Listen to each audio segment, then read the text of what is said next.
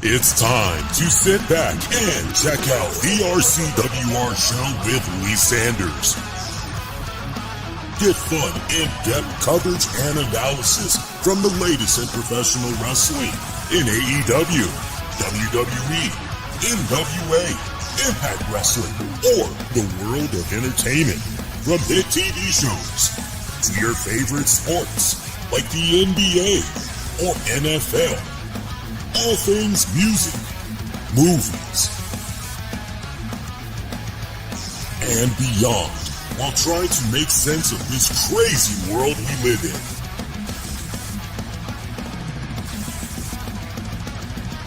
All while keeping it honest, insightful, and interactive since 2011. And now your hosts, live from the nation's capital of Washington, D.C., Lee Sanders.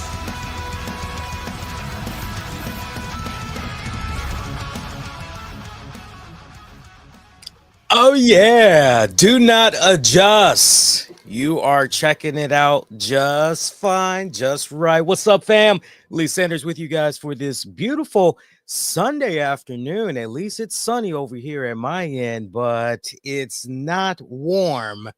I'm looking at about 35 degrees at my end, but the cold air, the real feel kind of feels as though it might be in the teens. Woo-wee! I'm here with you guys for Sunday, December 22nd, 2024.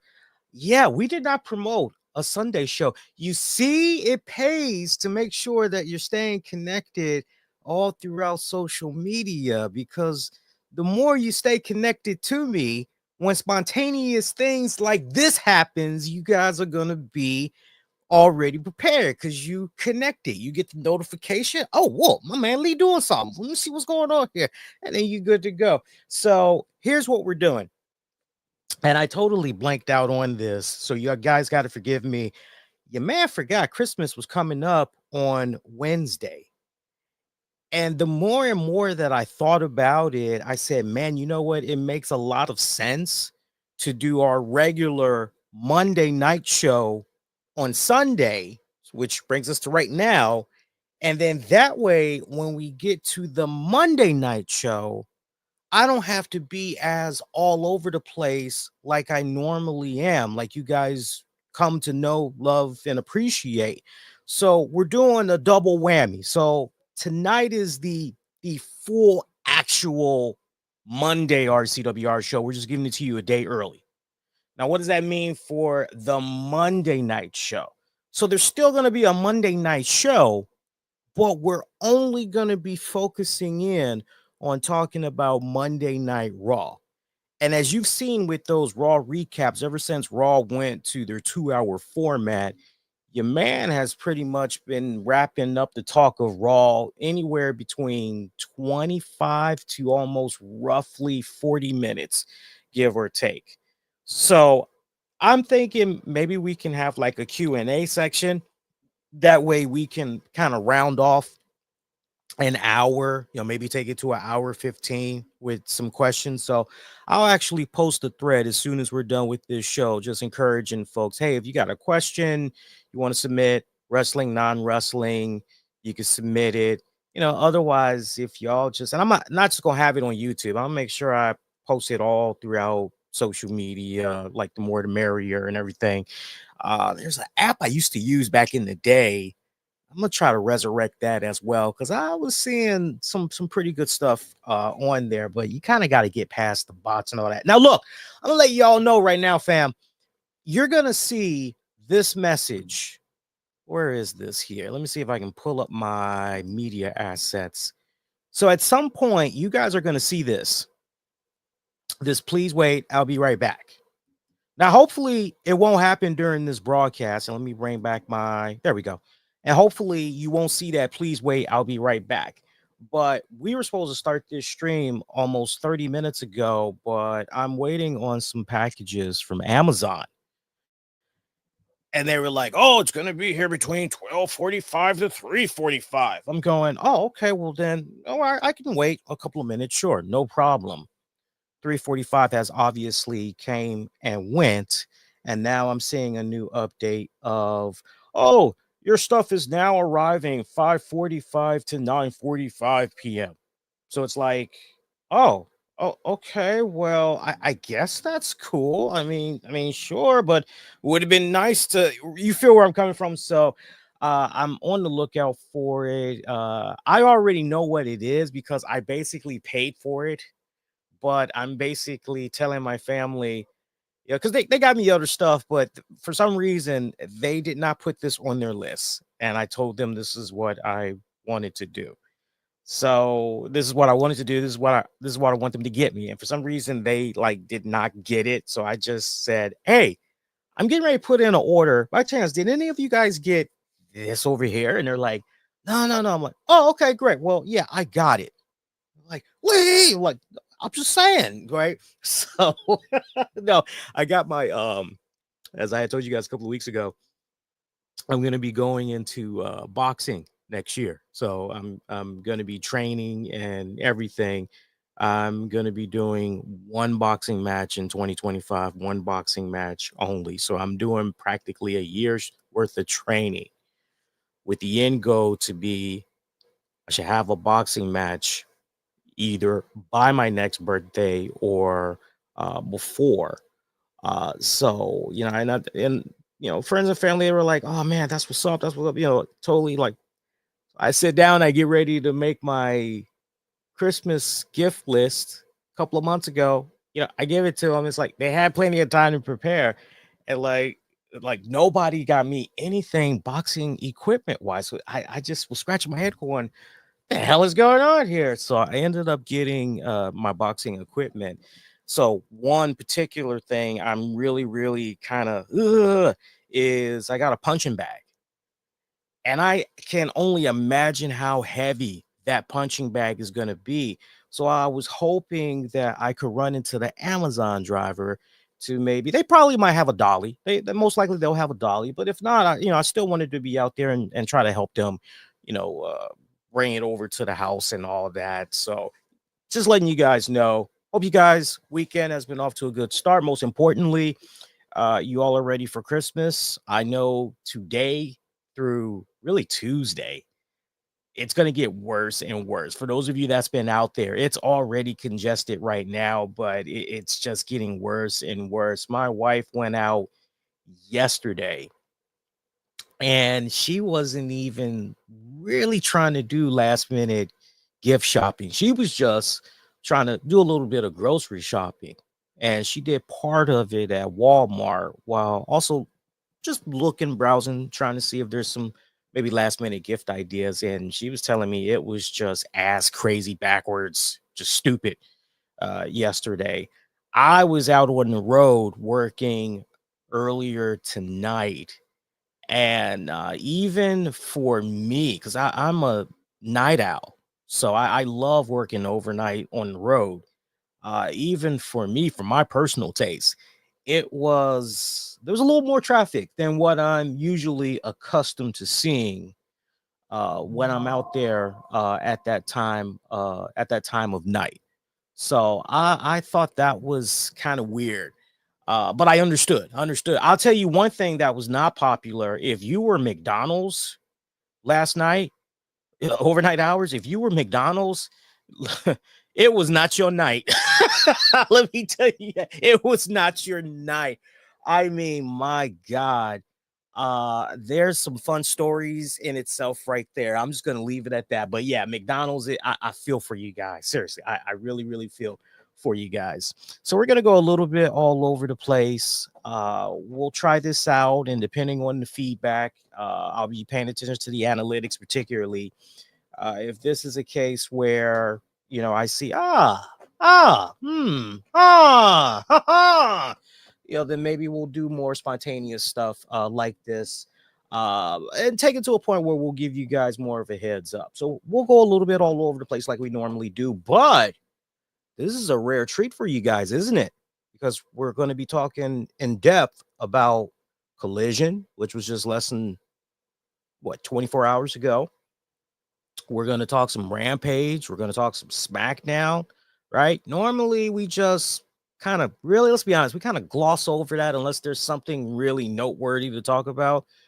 We normally just bypass all of that. So you picked a good time, tune in and everything. So let's first start off with Rampage. I mean, we can get through that like real quick, and then we'll just go on and everything. So I'm a little sad. I gotta say, I'm a little sad, and I see some of the community over at 401 Mania is definitely sad as well, because by all accounts, unless something changes and we hear different otherwise, AEW Rampage's last episode is going to be coming up on Friday, and that's it. For those of you that maybe, depending on who your provider is, I know for me, in my case, I'm with YouTube TV, and I can normally see episodes ahead. And for me, I'm not seeing anything past the Rampage that's going to be airing on Friday, December 27th. I'm able to see Dynamite. I'm able to see Collision, any other show that I can think of. I'm able to see when their next couple of episodes. I at least am able to see the next 2 to 3 weeks dates worth of episodes when they're going to be premiering and all that with YouTube TV. And I'm not seeing anything for January when it comes to Rampage. So by all accounts, Rampage this coming Friday, that's going to be it. I'm a little sad. I must admit, I'm a little sad to be covering that show, episode 1, for the guys over at 401 Mania. Yeah, unless I've been sick or I had a work conflict, I have covered every single episode. And when you think about it, Rampage has been around for 4 years now. I mean, that's insane to believe. I gotta say, Rampage has been around like 4 years. I'm just going, wait, what? Like, time really flies and everything. So I was feeling a little melancholy as I was providing live coverage and everything. And of course, many of us are still baffled and scratching our heads over the fact that we saw our girl Toni Storm make her in-ring return on an episode of Rampage. And I had noted, I think on social media, what was it? It was last weekend. Oh, so it seems Tony Khan and them, the way they're trying to do the Toni Storm character, they're trying to have her basically like act as if she just signed with AEW. Like she has no recollection of, and she's just this nice young upstarter that's just trying to get whatever opportunities that's coming to her to wrestle and everything. And I remember saying, okay, this is kind of a nice area that Tony Khan is trying to approach here. I guess that'll work. Sure, I'm for it, but you know me, when it comes to social media, I don't like writing a diatribe worth of. I just try to go for the main stuff, and I hold back on the rest purposely until I'm live on the air, because I'm like this. Either I do a video when it comes to social media, if I'm not doing a video to really get my thoughts out, then I'll just maybe write about it on my website. Like, how about that? Like, I'm not going to do a diatribe of text on social media. And I had a couple of people try to justify Toni Storm's in-ring appearance on Rampage. They weren't being, I'll give them this. They weren't being a dick about it.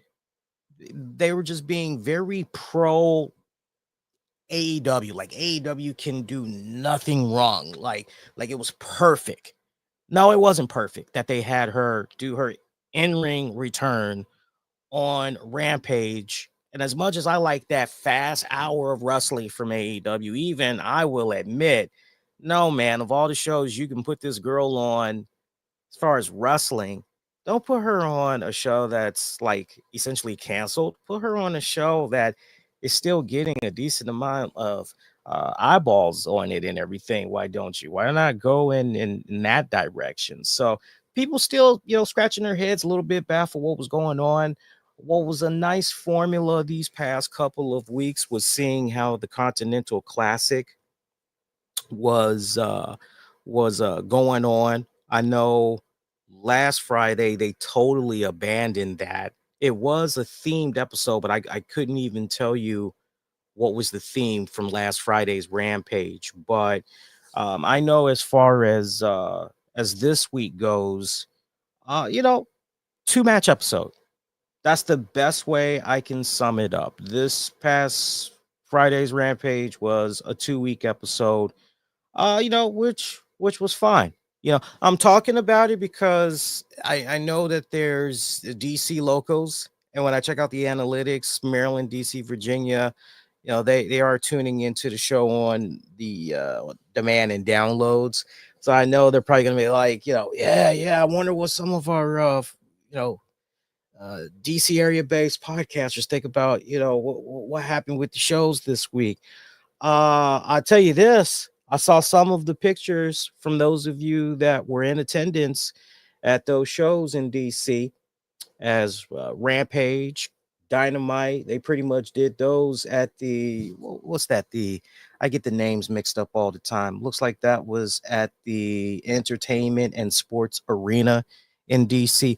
It's a nice venue. It's a very nice venue. I think AEW picked the right venue because it's not the Capital One Arena or whatever the hell it's now known as. It's not that one, if I'm not mistaken. I think that's the Entertainment and Sports Arena, if I'm not mistaken. And I'll rely on you guys to correct me, but I believe that's the arena where the Washington Mystics normally play their games. So it's definitely a smaller venue to a degree, but it did not stop some folks in attendance from taking photographs of what was happening with the drapes. A lot of stuff was cut off. By the way, it's 2024. We're going into 2025. Why are you all still just taking pictures of shit? Can you guys go ahead and just, hey, I'm Lee. I'm at the Entertainment and Sports Arena. My God, they got a lot of sections cut off. Don't take my word for it. Here, check this out. And just do a video, rotate real quick. And if there's a match playing out in front of you, say, hey, blah, blah, blah match. This is what's happening right now. Like, I don't get that. I mean, riddle me this. Because I would love to know the answer to this question. Why is it when we go to live concerts, we can pull out our camera phone? Oh, having a good time. Woo! We're showing ourselves. We're flipping it back to the band, or we're rotating the phone. We're showing the band that we're jamming to, bringing it back to ourselves, doing a 360, showing everybody, having a good time. Hey, don't stop the party. We can do that. But for some reason, we're like a deer frozen in headlights when it comes to hitting the record on our phone when we're at a wrestling event. And I don't get that. Both folks just do a quick little photo. It is usually grainy. That's the other thing I find hilarious too. It's usually grainy, and it's like, wait a minute, man, these new phones that we got roaming out here, right? Let my black ass be at a wrestling event with my iPhone. I think I'm on 15 or 16. Let me be at a wrestling event with this phone. And you think all my black ass is gonna do is take a photo and it's gonna look kind of grainy, and y'all can't really make out who's in the ring for that respected segment? Nah. Let me tell you something. For the amount of money that I paid for my motherfucking phone, I am gonna make sure that I hit that video mode. I'm gonna get me the highest resolution that's humanly possible. I'm gonna max that bad boy out. I'm filming that joint. I don't care. I'm filming that joint. But yeah, couple of good matches that was on for Rampage this week. I like seeing the returning Powerhouse Hobbs and Mark Davis. They make a pretty interesting tag team. I gotta say, very simplistic story arc that honestly a lot of fans can get behind too. Powerhouse Hobbs, he has a chip on his shoulders. He feels as though when he got injured, Don Callis did him dirty and essentially kicked him to the curb. Like, you're no longer good. You can't do anything for me. There's no value in you. You ain't gonna do nothing for me no more. Like I like that. That's something very, very simple that you can understand and you can get behind. And so I kind of like this narrative that we have out there right now because just that simplicity alone.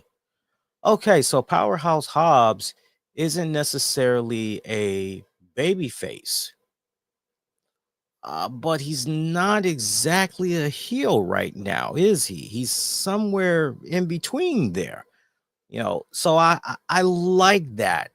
And if that's the area where Tony Khan and crew want to continue to go with Powerhouse Hobbs, where pretty much he's like, hey, I'm not doing this for the fans. I'm not doing this for you guys. I'm not doing this for the people in the back.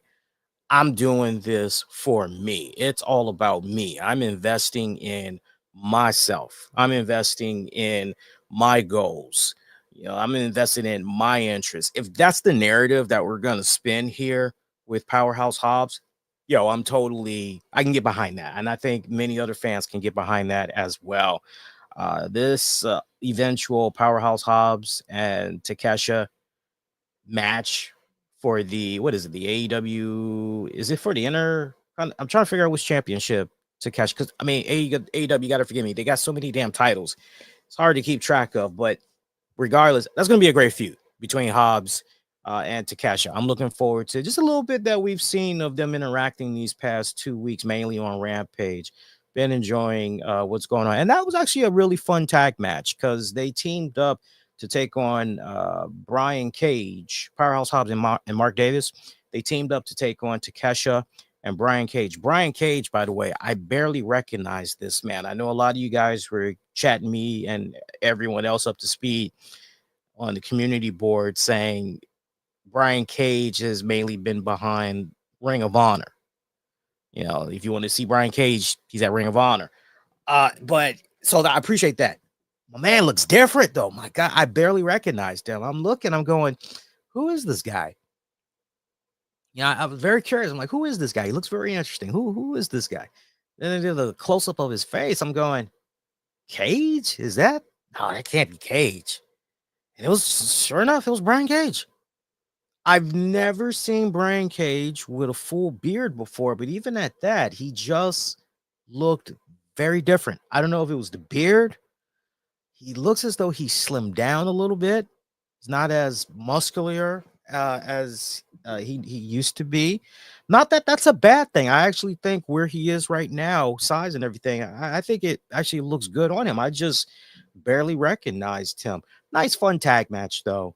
If you stuck around for the rest of the show, you all would definitely be in agreement with me that, Rampage, again, it was just a 2-match episode. That really is what it was all about. It would have been a 3-match episode, but where they had issues, I think, Harley Cameron versus Willow Nightingale.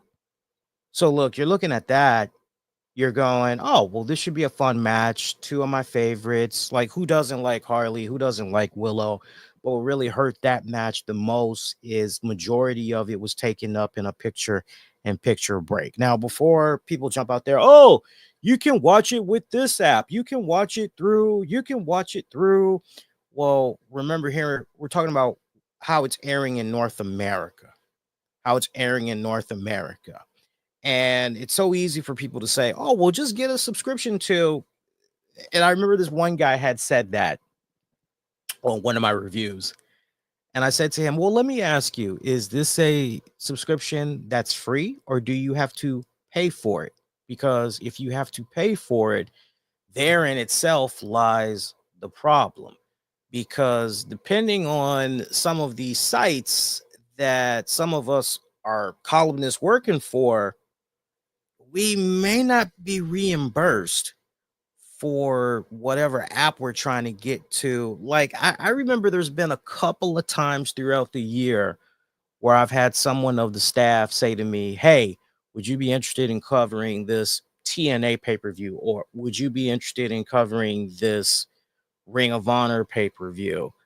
You would have to order it, but we would reimburse you. And and then you go accordingly. But for something like a weekly TV show, like as far as I know, like my staff, nope, you know, you got access to this channel. Okay, yeah, well then you good. That's it. No, we don't care about that other app thing. Like, no, we're good. So, unfortunately, most of that Cameron Nightingale match eaten up by picture in picture. A little bit that was shown though was pretty good for the most part. But Brody King versus Commander in the Gold League Continental Classic. I always love the story of the big man versus the little guy. And Brody King, Commander, great match. Definitely a great match. See if you can find some highlights of that one online, if possible, because that one was pretty damn good. See, some people are pretty mixed when it comes to Brody King. Say what you will about Brody King, but one thing we can't take away from the big guy is the fact that this guy works extremely well with the smaller guys. He just has a proven track record when it comes to that.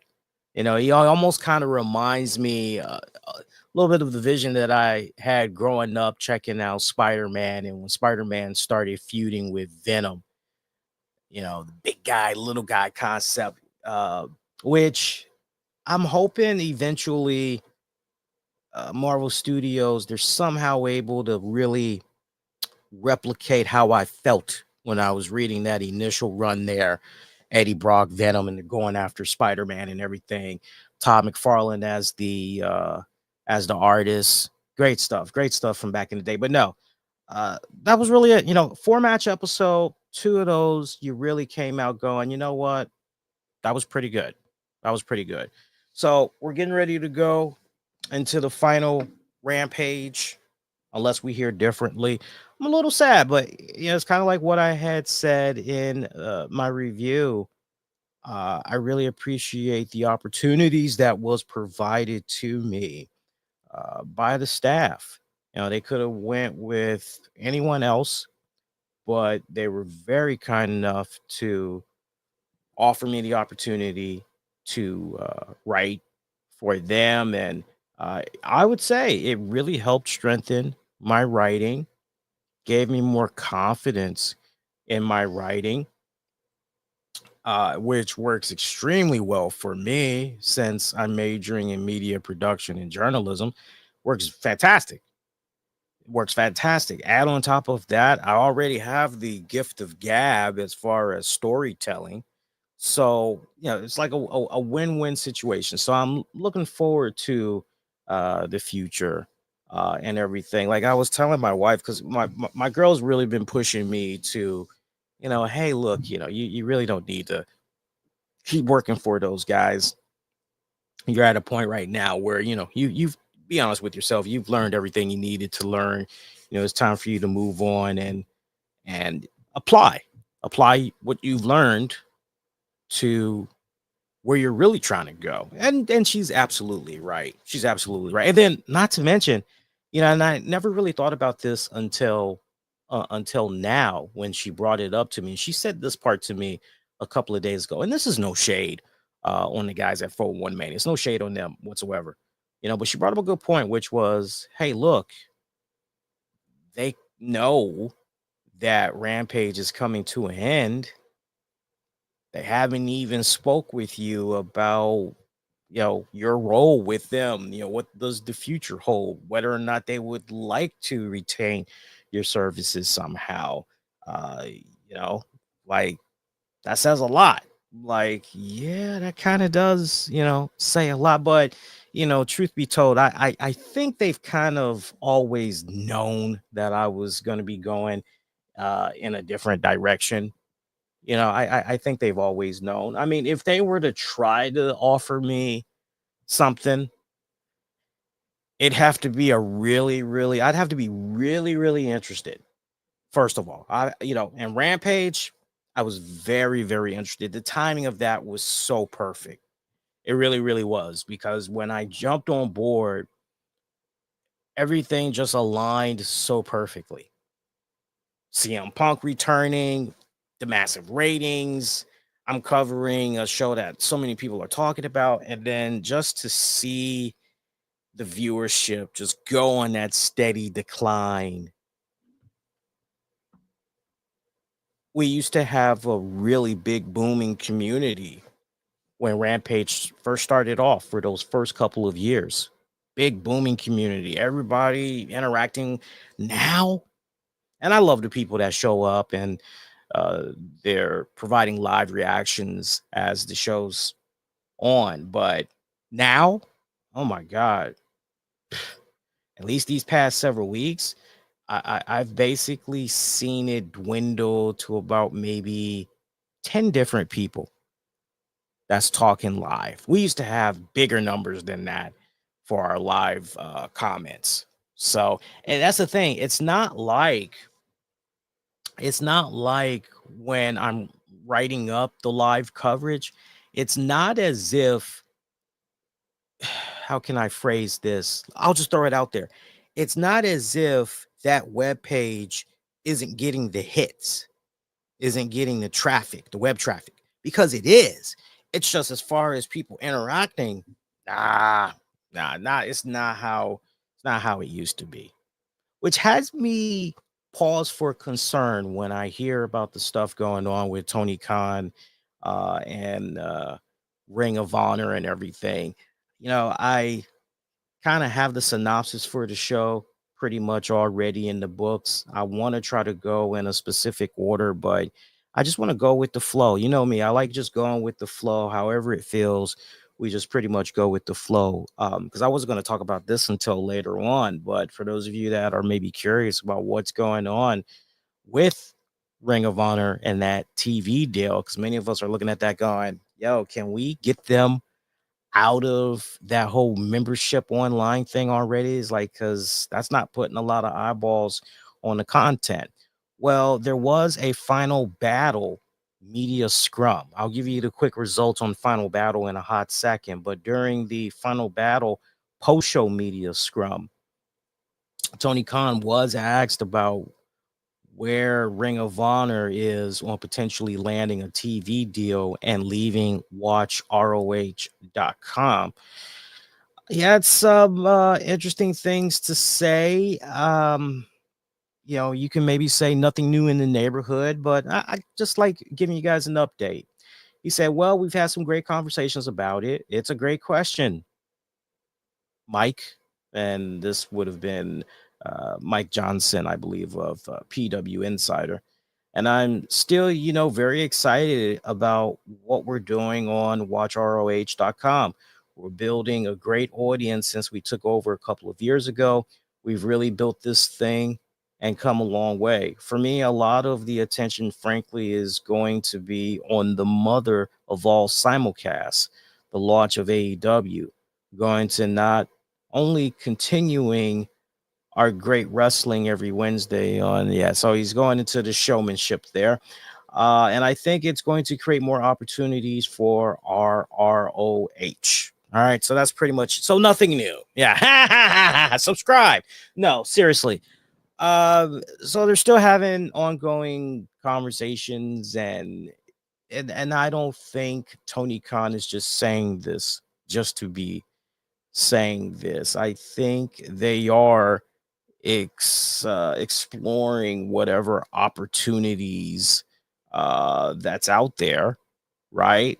But whether or not this deal is going to actually materialize, look, I think, and this may be an unpopular comment, but I think it's a really cool move that Chris Jericho is working very closely with Tony Khan with ROH.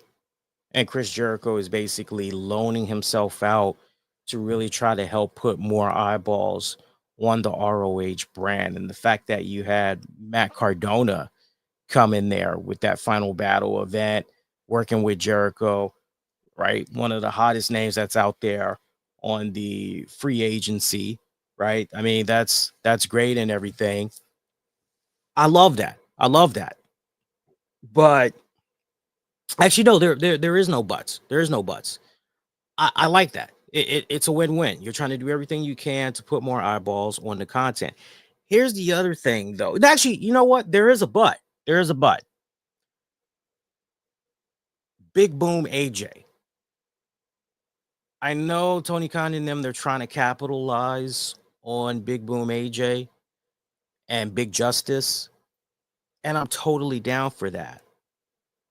All I'm saying, though, if you're going to put them on TV, which is a smart move, you should also consider, and I think they will. I think they will. I think based off what we had saw from Saturday's Collision and everything, I think they're gonna go there as far as having Big Boom and Big Justice pop up in ROH, which is really good.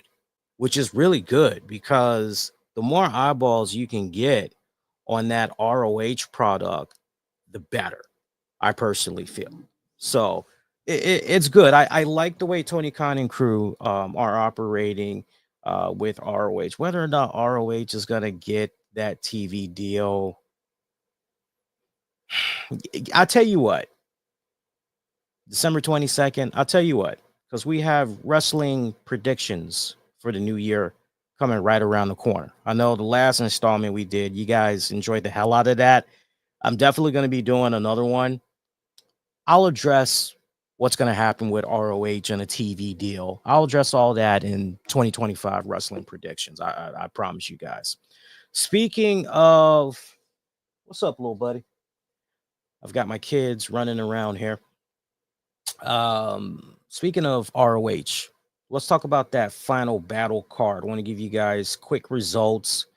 Looks like the card was pretty good for the most part. I see some pretty good praise that and to Byron in the chat. Byron, don't think I'm ignoring you, bud. I see all the stuff that you're talking about in regards to WWE. Just understand that's like, since I was talking ROH, AEW, that's like a hard 180 to go right into, but don't think you're being ignored. I'm seeing everything that you're posting. It's just all about the perfect timing to be able to segue and slide in some of that stuff that you're talking about. And that goes to anybody else. Anybody else that's watching live and you're dropping a comment or whatever, don't think you're being ignored, because like I can see everything. I've got like 2 laptops, and with the new desk that's already here, my girl, she felt so bad. She felt so bad when she saw how the desk came, because she sees that the name, the dimensions, the model number, she's like seeing all of that on the box, and she's going, oh my God, there was no way they could wrap all that up. What the hell? And I told her, I said, yeah. I said, well, look, if it makes you feel any better, it was extremely heavy. You know, it was really hard to get into the house, but I managed. I said, but this is really a 2-person joint, because you can pull your back pretty easily. And she goes, yeah, I'm glad you're okay, but yeah, this was supposed to be your Christmas present. I said, well, you can always make it a birthday present. So now that I know what it is, she pretty much has been like, look, anytime you want to, before Christmas, if you want to open it and start working on it, go ahead. I could just tell she was so crushed, because for her, that was supposed to be the main event of Christmas present opening. So now she pretty much has to go back to the drawing board and kind of figure out, well, how can I maybe match that or top that? So, but the current desk that I have right now, to my whole point, current desk that I have right now, and you guys will see this because I'm going to eventually do a live stream of me putting the desk together. I don't think that desk is going to be something I'll be able to put together in one day. I think that's going to be probably multiple installments, especially knowing how frustrated I get at some points. I'm excited though, because it's an L-shaped desk, it's an electronic desk, and it rises. I love that. So I will literally, there will be times where I'll be like, you know what? I feel like doing the show standing up, and I'll be able to just press a button and I'll be standing up, and so it's gonna be cool. I can't wait for that. ROH Final Battle, for those of you that did not get a chance to check it out, was actually a pretty good card, and some of the feedback that I'm seeing from folks online, a very well received, solid card and everything. Give you guys some quick results here. It looks like for your 0 hour, GYV got a win over the Dark Order. Also during 0 hour, the Undisputed Kingdom picked up a victory over the Infantry. Mansoor took on Atlantis Jr. Atlantis picking up the win on Mansoor. I love that Atlantis Jr., by the way. Every time I see him, and it's very rare, but when I see him, he gives me a nice throwback feel. He gives me a nice throwback feel to Luchadors 80s, 90s. I love him. Really nice throwback feel. Shibata took on Tommy Bellington. Dynamite Kid, Tommy Bellington. Look, I already know that was a good one. Those two. And Shibata is so damn smooth, especially when it comes to his counters, chain countering at that. He is very, very good. I have a feeling that definitely was pretty solid. Like, why is that on 0 hour? Was that on 0 hour? I hope that was not on 0 hour. That should definitely have been on the pay-per-view. QT Marshall taking on Jay Lethal. Lethal defeating Marshall. Wow, you would think that after doing the good deed there to Big Boom AJ, QT would maybe get a win here. Kind of interesting. Also, Red Velvet. Y'all got my girl Red Velvet on ROH. That's no. Bring her back. Just when she was starting to get really popular there. Oh, that's what's been going on with her. Red Velvet took on Layla Hirsch.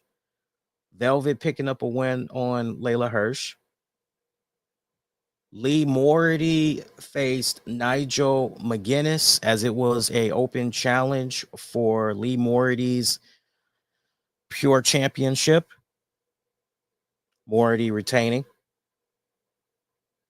Sons of Texas faced the Righteous.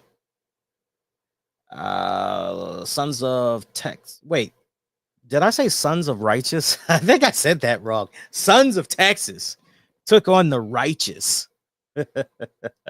Sons of Texas defeated the Righteous. Good guy. Some of these names. Then you had the Survival of the Fittest TV title match that involved Willie Mack, Mark Davis, Commander, Brian Cage, AAR Fox, and Blake Christian. So the way this went down, Mack was eliminated by Cage, Fox was eliminated by Cage, Cage was eliminated by Davis, and Davis was eliminated by Cage. Your end result, Commander coming in there, pretty much cleaning things up to become the new TV champion there. So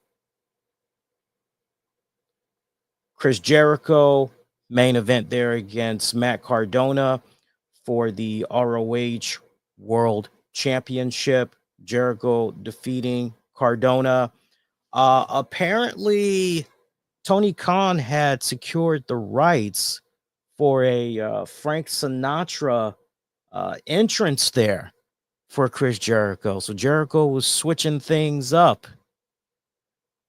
If you know your Frank Sinatra catalog, I think it's pretty safe to say what song Jericho came out to. I'm not going to give you the answer. I want you guys that don't know to go do your trivia, go do your history, and look up some Frank Sinatra. You really owe it to yourself. One of the best songwriters, for sure, one of the best singers, but the songwriting, particularly the songwriting, is definitely there. Apparently, some interesting notes, a mask that Jericho wore, it was either the wrong size or he just was wearing it the wrong way. You got to see the mask to know what we're talking about here. Apparently something also had happened with Cardona. I'm seeing a lot of mixed information that's out there, but apparently something happened with Cardona where he may have gotten injured. not really sure how injured. If it's an angle or if it's a case where it's a minor injury, maybe tweaked something. Something's going on around the foot area, though. That much for certain. So I would think with the holiday coming up, we're probably not, unless he goes to social media and lets his fans know exactly what's going on this week, probably not really going to know anything until the week after, even at that. So kind of a touch and go situation. But no, I'm seeing, because I checked in with some of my buddies that's Ring of Honor fans, and I asked them, I said, yo, tell me about that final battle. How was it and everything? And my friends that I know that's into ROH, they are very unbiased. I'll give them that. They're very unbiased. And they said, Lee, you should go out of your way, check it out. I'm like, really? Like, yeah, no, it was actually pretty good. Go out of your way and check it out. I'm like, okay, all right, bet. I'll go ahead. No, I'll do that. So I'm definitely going to be checking that out during the Christmas break. Let's not forget, too, we've got AEW. Don't you just love all? See, we can't have mofos say, Lee, all you do is talk about WWE. Well, truth be told, no. Anybody that checks out the Monday night show, we go all over the place. If I could have it my way, though, I would love to go as more in depth about some of these promotions like I am right now. But sadly, I've got to do condensed versions. I gotta cherry pick, sadly, right? Otherwise, you're looking at a goddamn 3-hour show. And some of y'all might like a 3-hour show. I don't like a 3-hour show. As I'm getting older, I'm kind of finding that even a 2-hour show can be a little bit, not unless there's some really good juicy meat on them bones, right? But I'm getting to that point where it's like, no, you know what? 90 minutes or less and out, like we're good, right? But if I could have it my way, just how we're doing it right now, I would love to just go all over the place. Like I love it, I love it, I love it, I love it, I love it. I love it. Oh, by the way, for those of you that's just tuning in, hopefully it won't happen during the live stream here, but at some point, I'm going to have to bring some stuff in. I'm waiting for some packages here from Amazon and nothing yet. I'm seeing right now 5:45 to 9:45. So I guess I can not pay attention to the phone for a little bit. Yeah. All right. So that was your ROH there. See, what else can we get into? I know what we can get into. I'm just trying to figure out where we can go next here on the show. See, if you guys want me to talk NXT, we'll talk NXT. I tell you what, let's tackle one last AEW item before we segue into a little bit of WWE talk and everything. We did have Collision from last night. And you get so confused because when the 1 minute you're going, oh, it's a holiday bash, but they like do these nice little phrasing. So apparently Saturday night was AEW Christmas Collision. Christmas Collision. Okay, I get it. I get it. They want to get it in, right? I get it. I get it. Because, and make sure you guys are up to speed here. No Collision for 2 weeks. No Collision for 2 weeks. That's because with the upcoming pay-per-view or pay-per-views, all that stuff, that's pretty much it in a nutshell, right? So don't be freaking out next Saturday when your beloved Collision isn't on and you're like, what the hell? That's what's going on. All right. Some pretty notable stuff that went down from Saturday's Collision. I gotta say, it was refreshing to sit down Saturday and watch Collision. I normally do not watch Collision on Saturdays. I am usually on the road around that time. And if I'm not on the road, I'm usually hanging out with my girl and our dogs in the living room and we're watching a movie or whatever. So this was a nice little, oh, show me what I've been missing, and I think one of the lures for me in checking out Collision has just been the great matches that we've been seeing with the Continental Classic. That's really what's been my, okay, let me see what's going on here. New York, Hammerstein Ballroom, which, by the way, going back to ROH Final Battle for that Hammerstein Ballroom, sold out. Sold out. Great freaking crowd that appeared for Collision. I can't wait to hear how the attendance figures was looking on that one. I appreciate the fact that the very first thing you see when you go into this weekend's Collision, you've got Ian Riccaboni chilling with Big Justice and Big Boom AJ.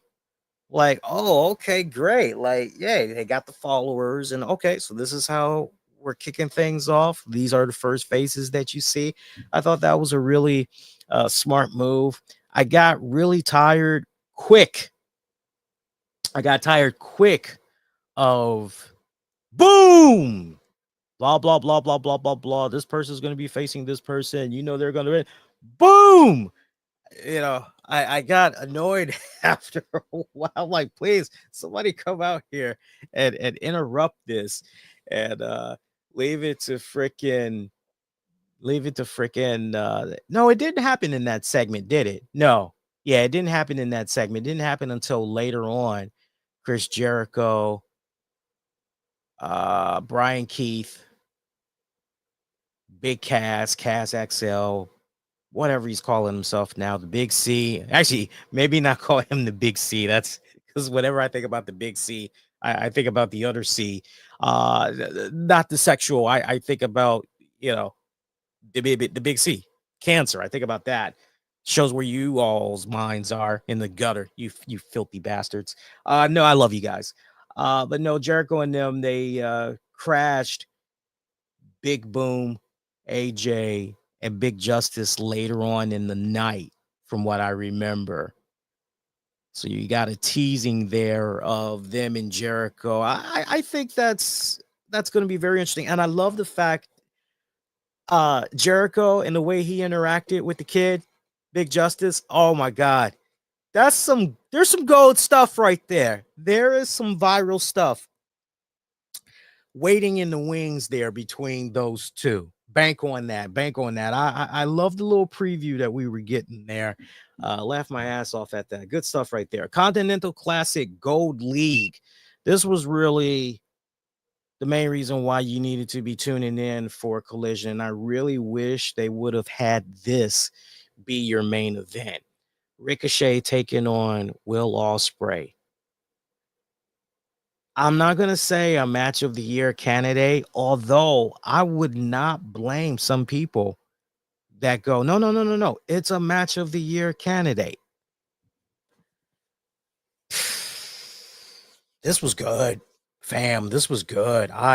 Man, they made what they did in the ring look so effortless. I love this. I love this. 15 minutes.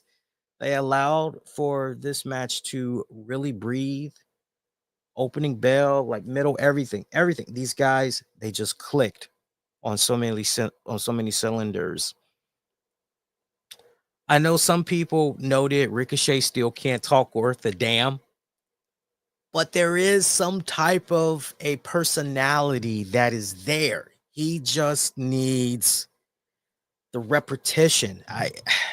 It's kind of one of those things. It's interesting, right? It's really interesting because you know what Ricochet reminds me of? Just thinking about his whole situation, like in general. Ricochet reminds me of John Morrison. And that's a very good argument. I mean, really stop and think about it. John Morrison. Oh my God, he's got the look, great looking face, great body, all that nice, pretty long hair. So you got the women, all ages, adore this guy. they're going, even some men are going, okay. The men are definitely in envy of him because of everything that I just highlighted. And the guy always puts on a solid effort in the ring. If there's one vice for John Morrison, it's the promos. It's the promos. Plain and simple. It's the promos. And so when I look at Ricochet, he is same feather. But you can see the potential that's there. It's just, on the one hand, you go, how much time is this guy willing to dedicate to really fine tune and really make that bad boy blow up, really dedicate himself to shaking it up. And I would imagine a lot of people are in the latter, which is, God damn, Lee, we've been seeing this man Ricochet for X amount of years now. If he ain't improved by now on the mic, he probably never will. Either way, great match between both of these men. I really, really felt this should have been a match where we should have gotten it as the main event. I love how it ended too. Little bit of controversy there. So they're definitely going to be running this back. And I'm all right with that. Honestly, I got to tell you, this match was so good. I really feel that this should have been pushed back to World's End, because it seems that the way AEW is going to be doing the semifinals and finals, they're pretty much going to be doing it on their pay-per-view joint or whatever. So kind of weird what's going on with that. Kind of weird what's going on with that. Anyway, some other noteworthy things from Collision this week. MJF verbal confrontation with Adam Cole, baby. This was a better promo. I did have some personal issues with MJF's promo from Dynamite. It was the typical put the sports team down. You ain't saying nothing new. Any Washingtonian out here will tell you, yeah, our Wizards suck. We care more about our Commanders and we care more about our Mystics. We love our Baltimore Ravens. See, did I leave anybody out? I mentioned Mystics. Yeah, they're more interested in the Mystics than they are for the Wizards. I got to tell you. So MJF wasn't saying anything new there when it came to bashing my Washington Wizards. That's why the crowd reacted the way they did. Don't think for a second, those DC fans, they're so goddamn gullible. They were schmucks to that MJF promo. No, they were pretty much letting MJF know, you ain't telling no lies, brother. Our team is some it's like literally it's gotten to a point now. I'm not segueing too much, but I'm just thinking about that MJF promo from Wednesday and how the promo from Wednesday, it was just bad. And the promo that he had with Adam Cole from Saturday, it was like night and day. It was almost as if MJF kind of, okay, let's take this out. Let's not do this. Let's not do that. And let's go with this instead. Night and day. I enjoyed Saturday's MJF 10 times better than Wednesday MJF. But his blueprint formula, go back to Wednesday and you'll get the formula. It's your typical, okay, I'm the heel. I'm going to get you to boo me by putting down the team. And it's like, oh, okay, yeah, what else you got? Then I'm going to make fun of you guys. Oh, okay, yeah, whatever. Oh, and then I'm going to make fun of Adam Cole. I'm going to mention the fact that he's this, skinny little twerp. And I know that he's been seeing some of the memes that's been running around.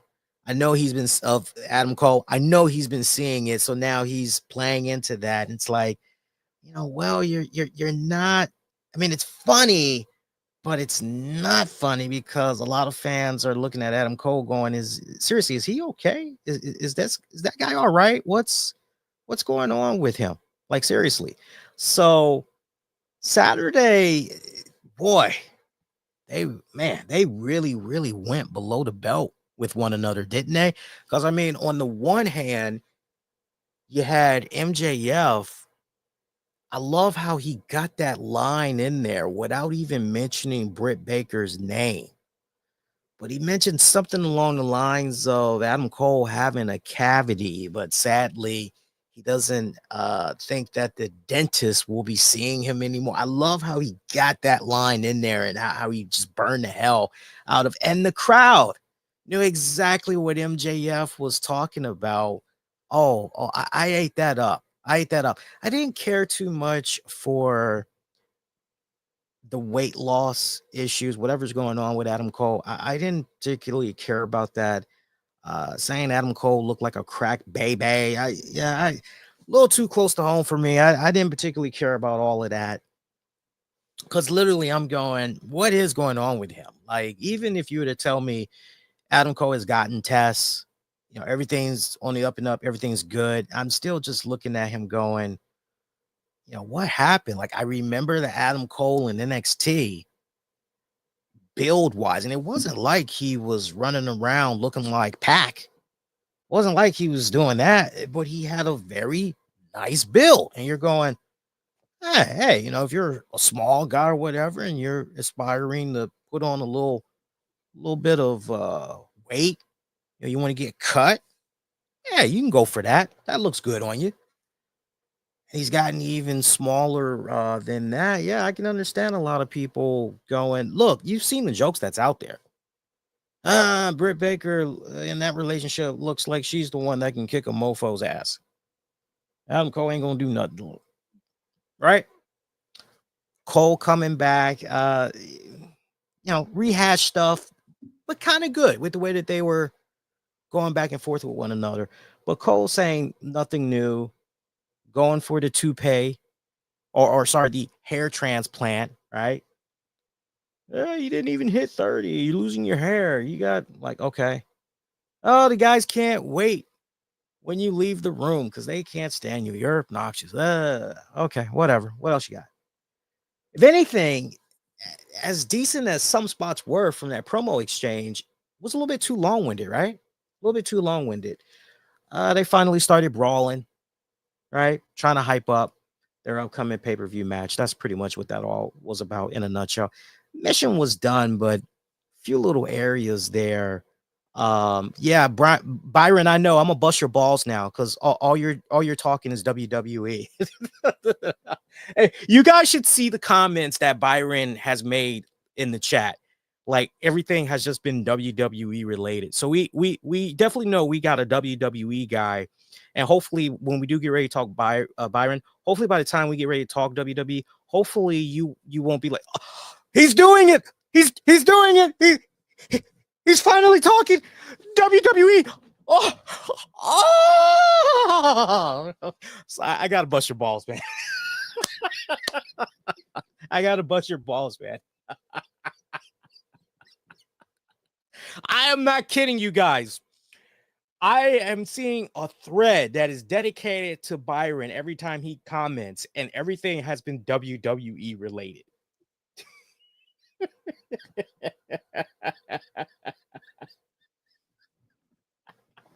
Anyway, when I say I see all the comments that's coming in. Just because they're not on display on the screen just yet, that doesn't mean you're being ignored, fam. It just means it's all about trying to figure out.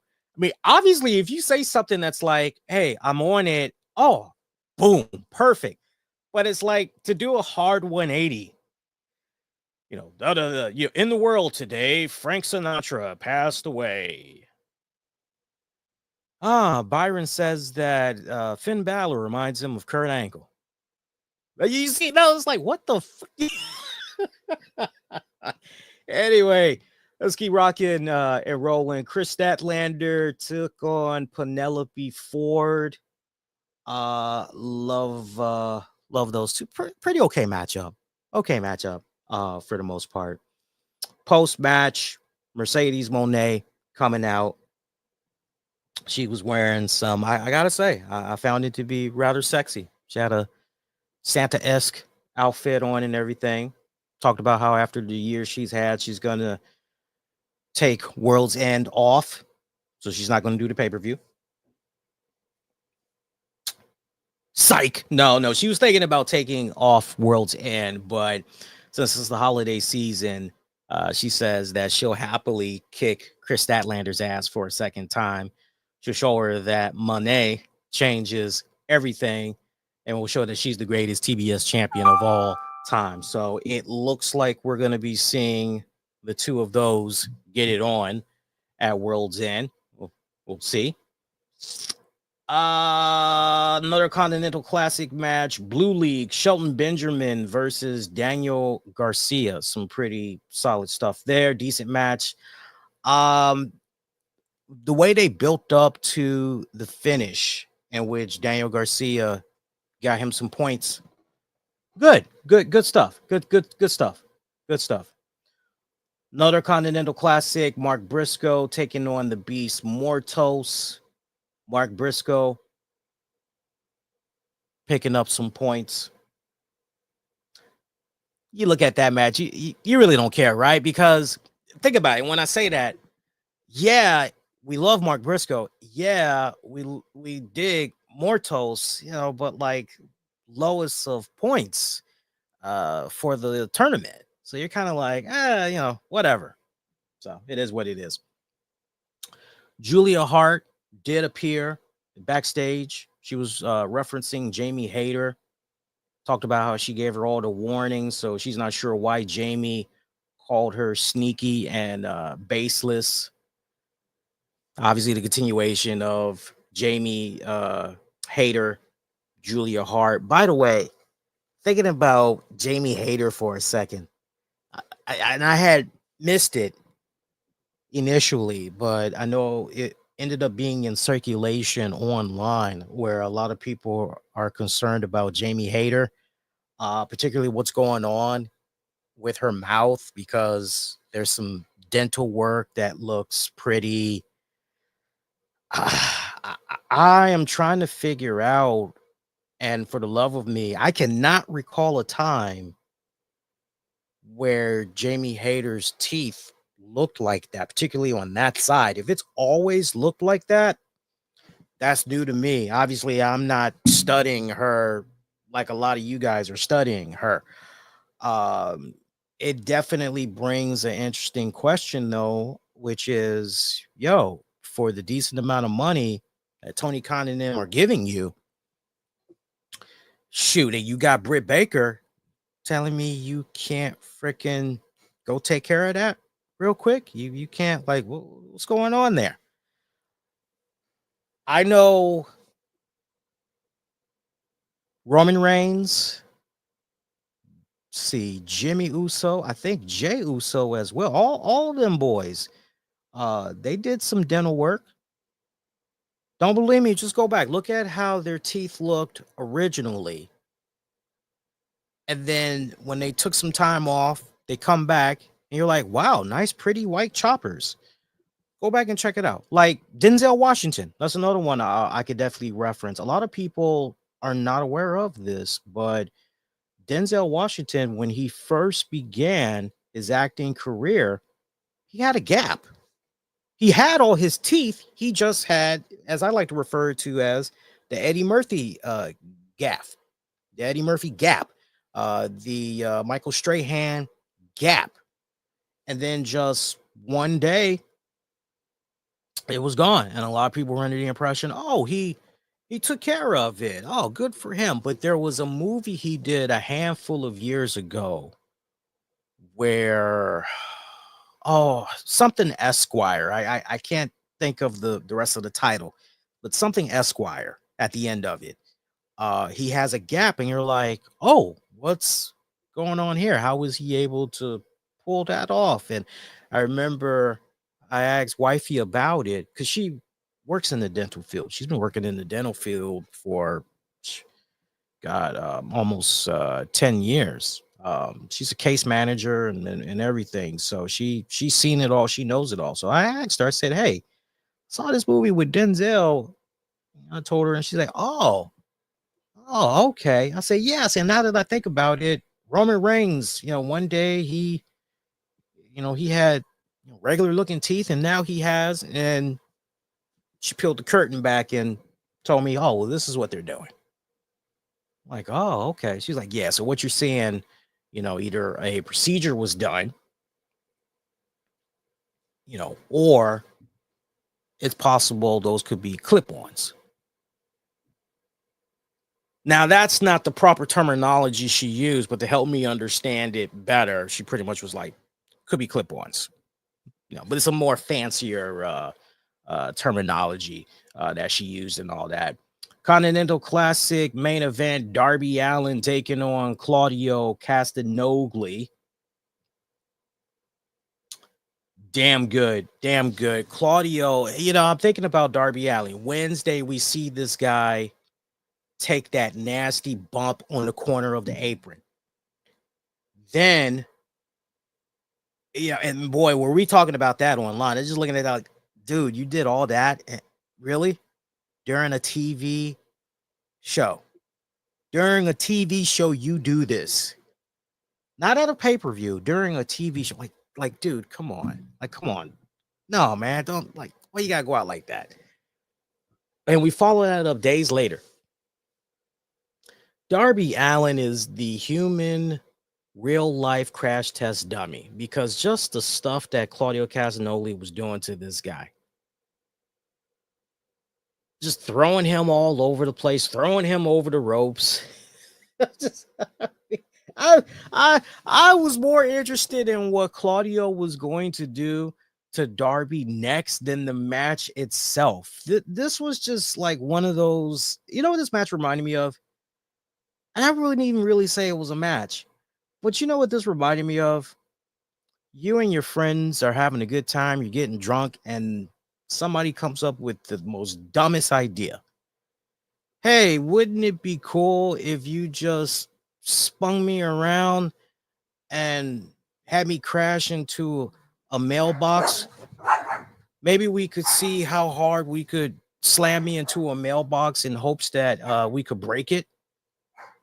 Oh yeah, dude, that'd be real cool. That'd be awesome if we could do that. What's stopping us? Well, all right, let's go outside. That's what I thought about when I was looking at Claudio and Darby Allin here. Like this was nice crash burn. Claudio picking up the win.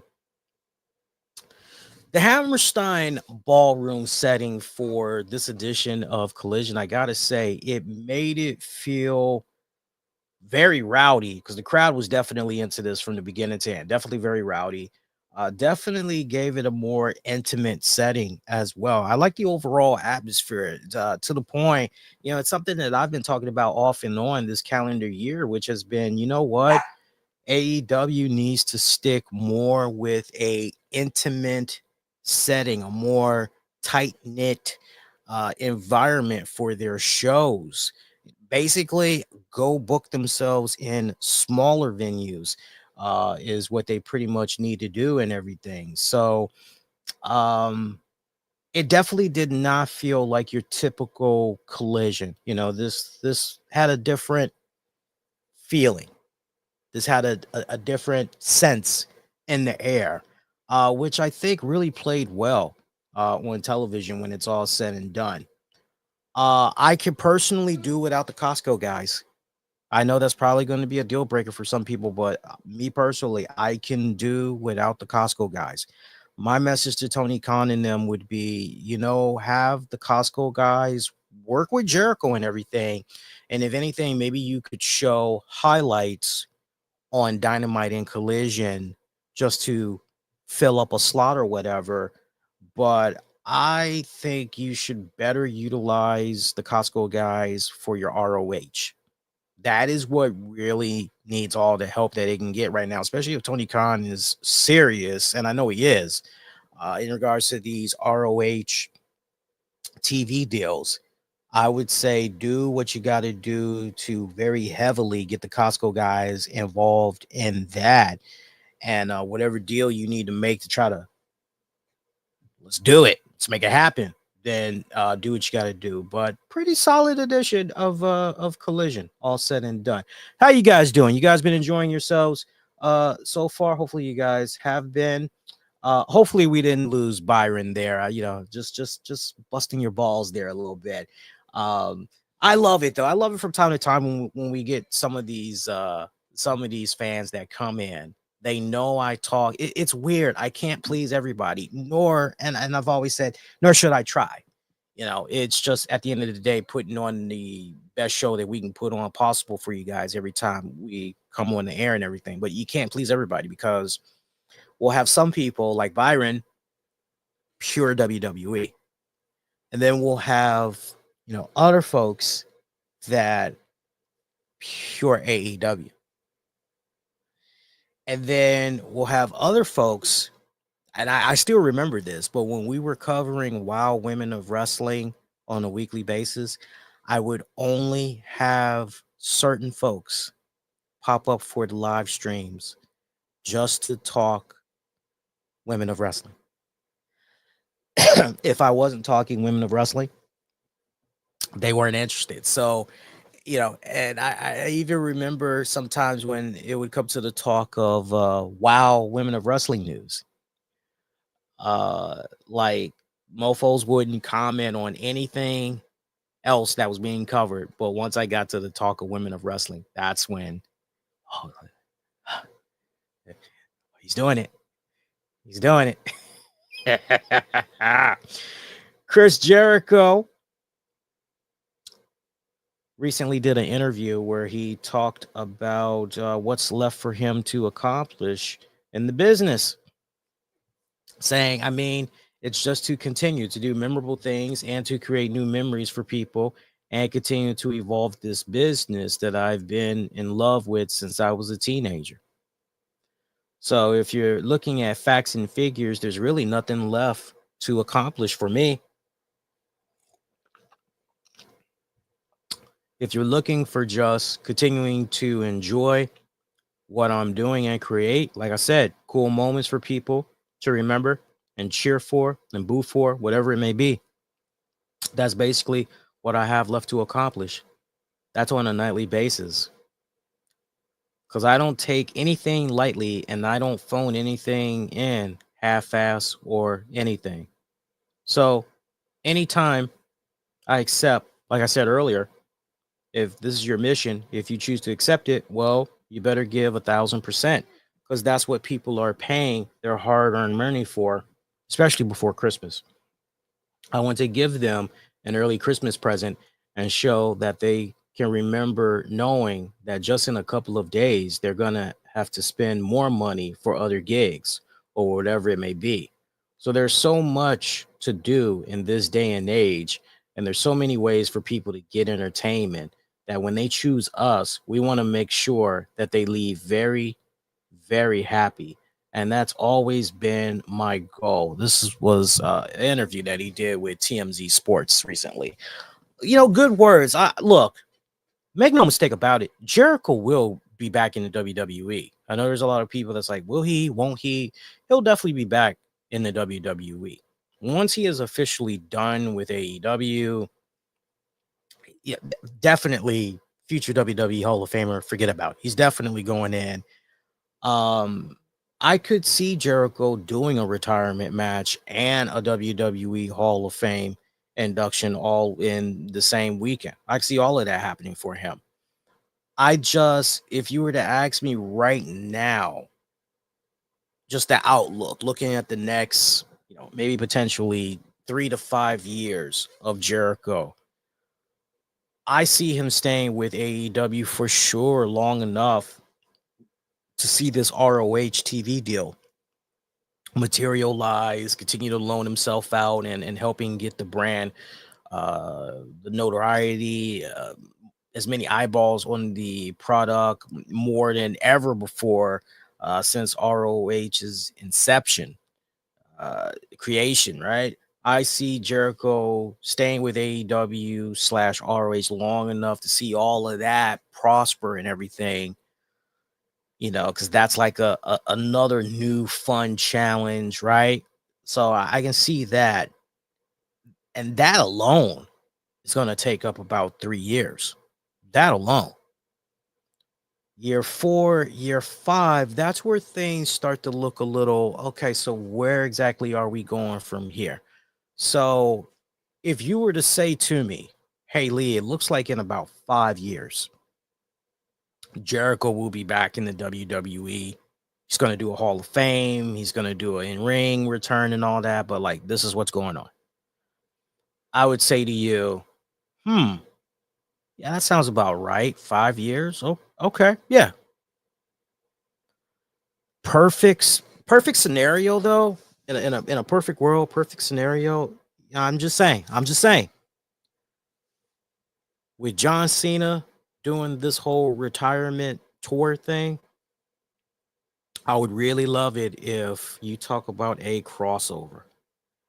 WWE's working with all these different promotions. Wow. If you really wanted to get people talking, how interesting that would be to see John Cena on an episode of Monday Night Raw. Hey, my farewell tour gets attacked by a masked assailant. And it turns out to be Jericho. He takes the mask off, and you're like, holy, and that's the way you end Raw.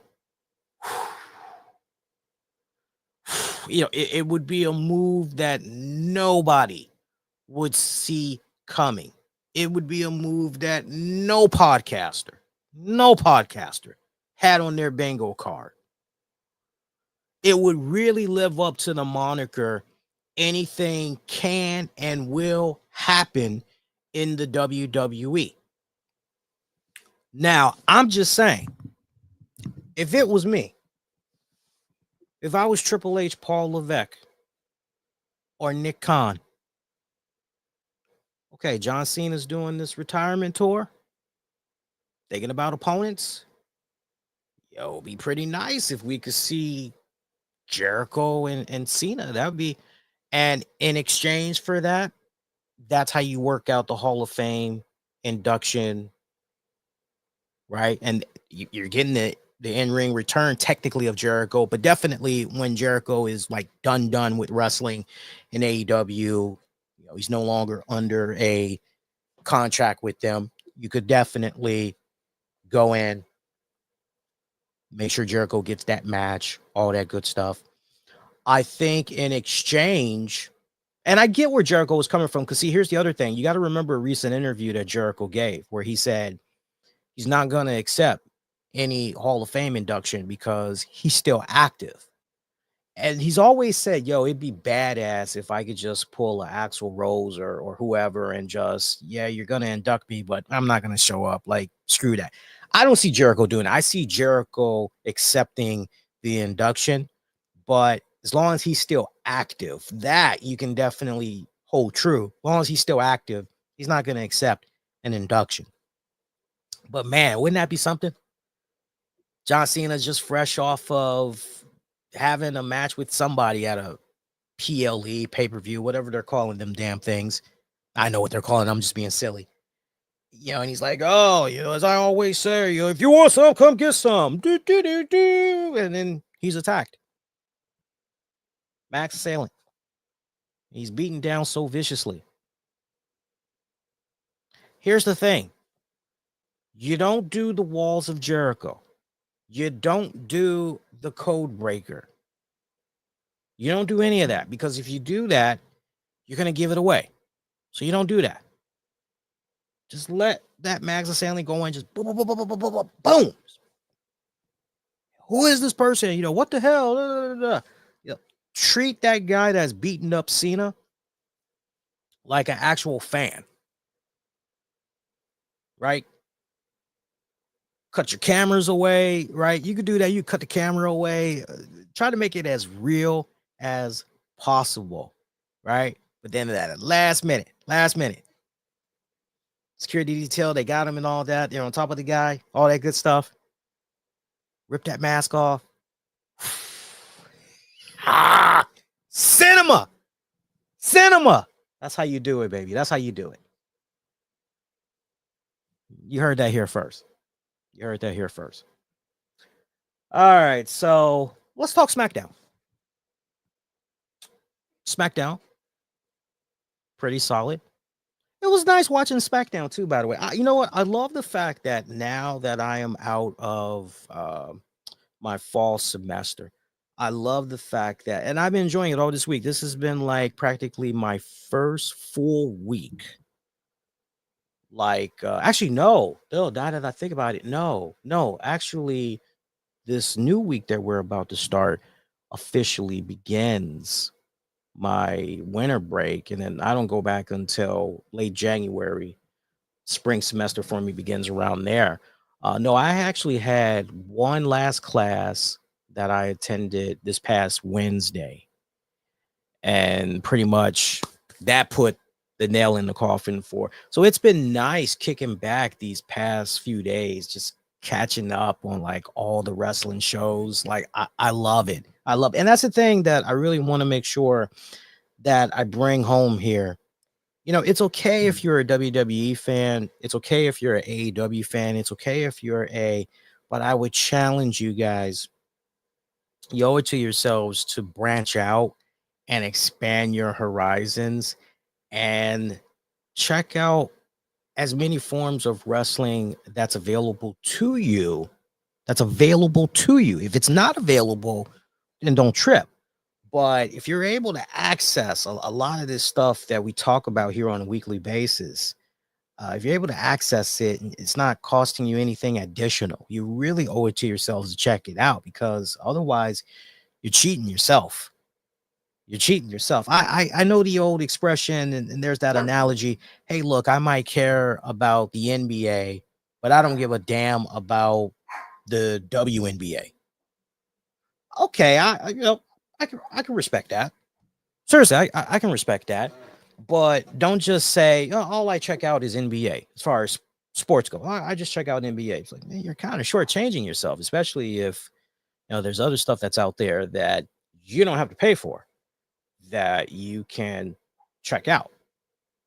I don't know. It's just something to think about. And definitely, I've been saying it here for years. Support your local indie wrestling show. Support your local indie fed. Because you don't know, you might be looking at a future star of tomorrow, and nothing is more cooler than saying, yo, I remember when this girl or this guy was on the independents. I remember, XYZ. Oh, wow, my kid's been there. You've been there the whole time? Hi. My girl Precious, one of my Yorkies, she's been chilling the whole time behind me. I remembered at the corner of my eye seeing her get up on the sofa here. You guys can't see because of the little logo stuff and all that, but she's been chilling there the whole time. She's a daddy's girl. She is like my shadow. Everywhere I go, she is pretty much there. And she don't make sure she don't make sure that before she goes upstairs, unless I'm tagging along with her, she's hanging out with me. I love that about her. So SmackDown, some interesting notes. First of all, WWE has confirmed. Are y'all ready now? I mean, we already started talking WWE, but now we're really talking WWE. Are you really now? Are you ready? Are you really ready now? You ready? All right. I love playing with you guys. WWE has confirmed that SmackDown will be a 3-hour show beginning January 3rd.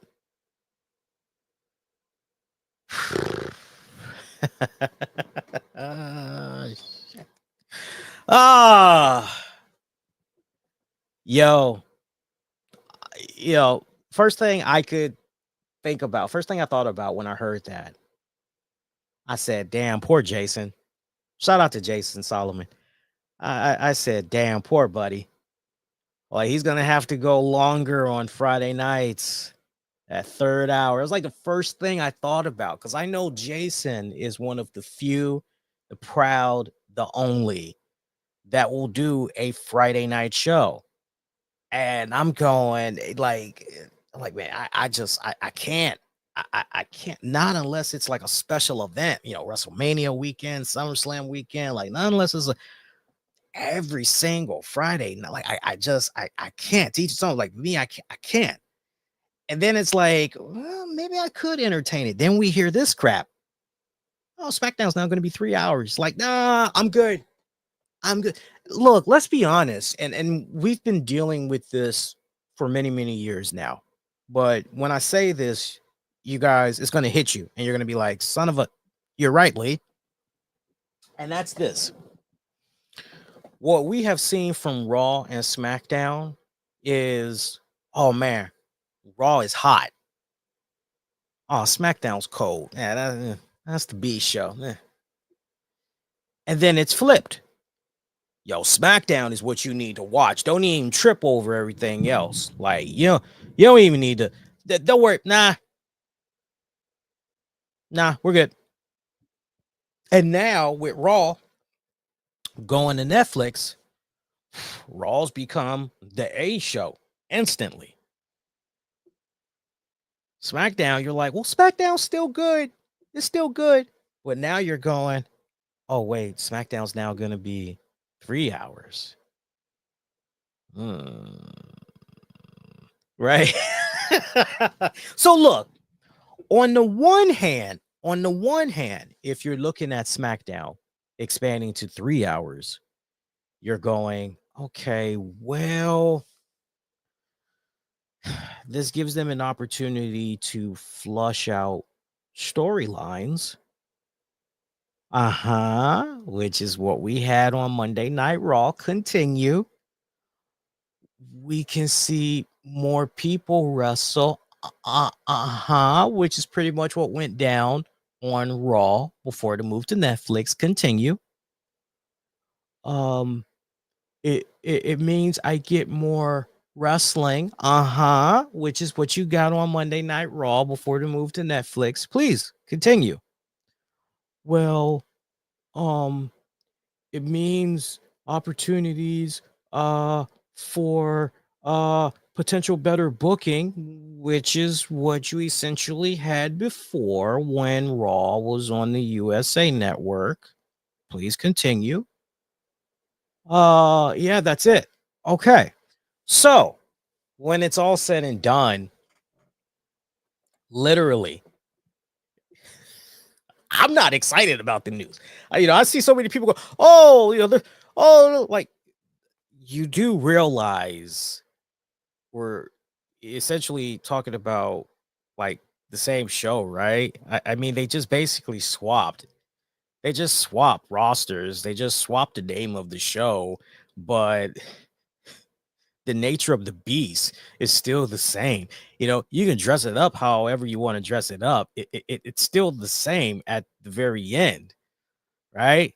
So there was just, and I tried to prepare you guys for this too a long time ago when we were talking about Raw going to Netflix and then SmackDown. I said to you guys, there's no way WWE, unless they're told otherwise, there's by their network or whoever they're doing business with, there's no way they're going to leave all of that extra ad revenue on the table. There's no way they're going to leave that, just abandon it and never go back to it again. Not when you have advertisers that, no, we want to, please take our money. Like we want that. Yeah. What's up? So it was a nice honeymoon while it lasted. But let me tell you something. Friday night for 3 hours. Oh my God. Friday night for 3 hours. So SmackDown not going off until 11 and it's on a Friday night. Look, we've been doing this show since 2011. And I can tell you the Monday nights, there would be so many Monday nights over the years. It was rough. It was rough because it's like, especially when it was a bad 3-hour show. Nah, I don't think SmackDown's going to be just fine. But there will be, just like with Monday Night Raw. Whew, couldn't wait for that to be over. I don't know how they got through with that one. Whew. We need to prepare ourselves because we're going to be having those same kind of feelings with SmackDown. But I remember Monday nights, there'd be many. I'd come on here. Somehow I would have to have the energy. I'd have to find it somewhere. And I needed to, because I would be coming on at 11:05. Heaven forbid, way back then, they would do extensions. The Raw's running into overtime. Next thing you know, Raw ain't off until 11:30. And then to do a 90-minute show on a Monday night going into Tuesday morning. Now we're talking SmackDown, 3 hours. And I'm thinking about my buddies. I'm thinking about my friends in the podcasting world. I'm thinking about them. Because that's now an extra hour tacked on, right? And they still got to balance it out, right? Now you're not going off until probably somewhere between 12:30 to 1:30 in the morning. You get done with editing and, post-production stuff and all that. You probably aren't going to be away from the computer until maybe 2:30 in the morning. Good luck getting those, handful of hours of sleep before you got to get up and do whatever you got to do. I'm thinking about you, the viewers, as well. I'm thinking about you guys, especially you guys that maybe like to go clubbing, go see a matinee, or, go hang out with your buddies, go eat somewhere. That's some prime real estate. It's a Friday night and it's prime time. Oh, by the way, and it's going to be 3. I cannot wait to see how the viewership goes on that. If it's going to be the same as if when SmackDown was on Fox, if they're going to just keep matching those numbers once they go to 3 hours, I mean, specifically, I'm very, very curious to see how that's going to compare. I'm also very curious to see how SmackDown in 3 hours will compare to this 2024 calendar year of actually no, we can't really, can we? We would actually have to take a full year of Raw at 3 hours during its final years. We would have to go back to 2023 and take it up to this year for whatever the cutoff was before Raw went 2 hours, and then match that up to SmackDown 3 hours on the USA Network to see if, okay, did SmackDown gain? And if they gained, then by how much did they gain? Or did they lose? And if they did lose, by how much did they lose? Very curious to see how all of that would fare. I'm going to definitely sit down and compile, make some notes and all of that good stuff when I'm able to get the chance. So interesting how we got into the weed of all of that when bringing up SmackDown and everything. I know we were getting ready to talk about some key points from SmackDown, but no, SmackDown going to the USA Network. You have to forgive me if I'm not exactly. I'm sorry, SmackDown extending to 3 hours on the USA Network. Yeah, you got to forgive me if I'm not exactly ecstatic about that. Because like I said, I'm thinking about you guys. I'm thinking about my friends and colleagues that cover this. I'm sure that they will rise to the challenge. They'll rise to the occasion. They obviously are going to have to move a lot of things around. I would imagine for veteran podcasters, they're definitely going to have to be more precise, not too much into the weeds, really try to be in and out and all that good stuff. So Solo Sikoa and the Bloodline kicking off this Friday SmackDown. Sikoa scoffing at the idea of a one-on-one match with Roman Reigns. But he's willing to accept that challenge and everything. Everything else, Sokoa is promising there's going to be great violence. There's going to be great violence ahead when him and Roman Reigns collide, but that he'll make sure Roman acknowledges him. I love the brief interaction at that, between Solo and Drew McIntyre, as Drew McIntyre crashed his scene, saying, "Hey, I haven't forgotten about all of you Bloodline members and how you all have been a thorn in my side for years. I won't forget, about you specifically, but at the same time, there's a part of me that actually respects you, despite the fact that, you cost me the title at Clash at the Castle. But I will say, when it counted the most, you ended up standing up to Roman Reigns. And for that, I respect that. So I'll tell you what I'll do. I'm going to focus on my Bloodline hit list. You just do a favor for me and you end Roman Reigns. And when all the dust has settled, you and me, we're going to pick up right where we left off and we're going to settle this. So it kind of seemed as though maybe Sokoa might have been down with this, but before we could even get a proper answer, somebody attacks McIntyre from behind with a crutch. That crutch belonging to Jey Uso. Actually, no, Jimmy Uso. Forgive me, Jimmy Uso. Jimmy Uso just hobbling on one foot, trying to continue to beat the crap out of McIntyre as McIntyre runs out of the arena. Bloodline, whatever's going on there at that front, they got to focus on their match because they faced Apollo Crews, LA Knight, Andrade, 6-man tag match. Bloodline picking up the win. Pretty good stuff here. Crews continues to impress me quite a bit, the opportunities that he's able to get. Meanwhile, seeing what was up next, Braun Strowman ended up taking on Carmelo Hayes. Braun Strowman was a guest on the Waller Effect. Grayson Waller, Austin Theory. I put out this hilarious tweet. I was just trolling. That's all I was doing. I was just trolling. And it picked up a little bit of traction. I said something along the lines of Harley Cameron is greater than Austin Theory and Grayson Waller.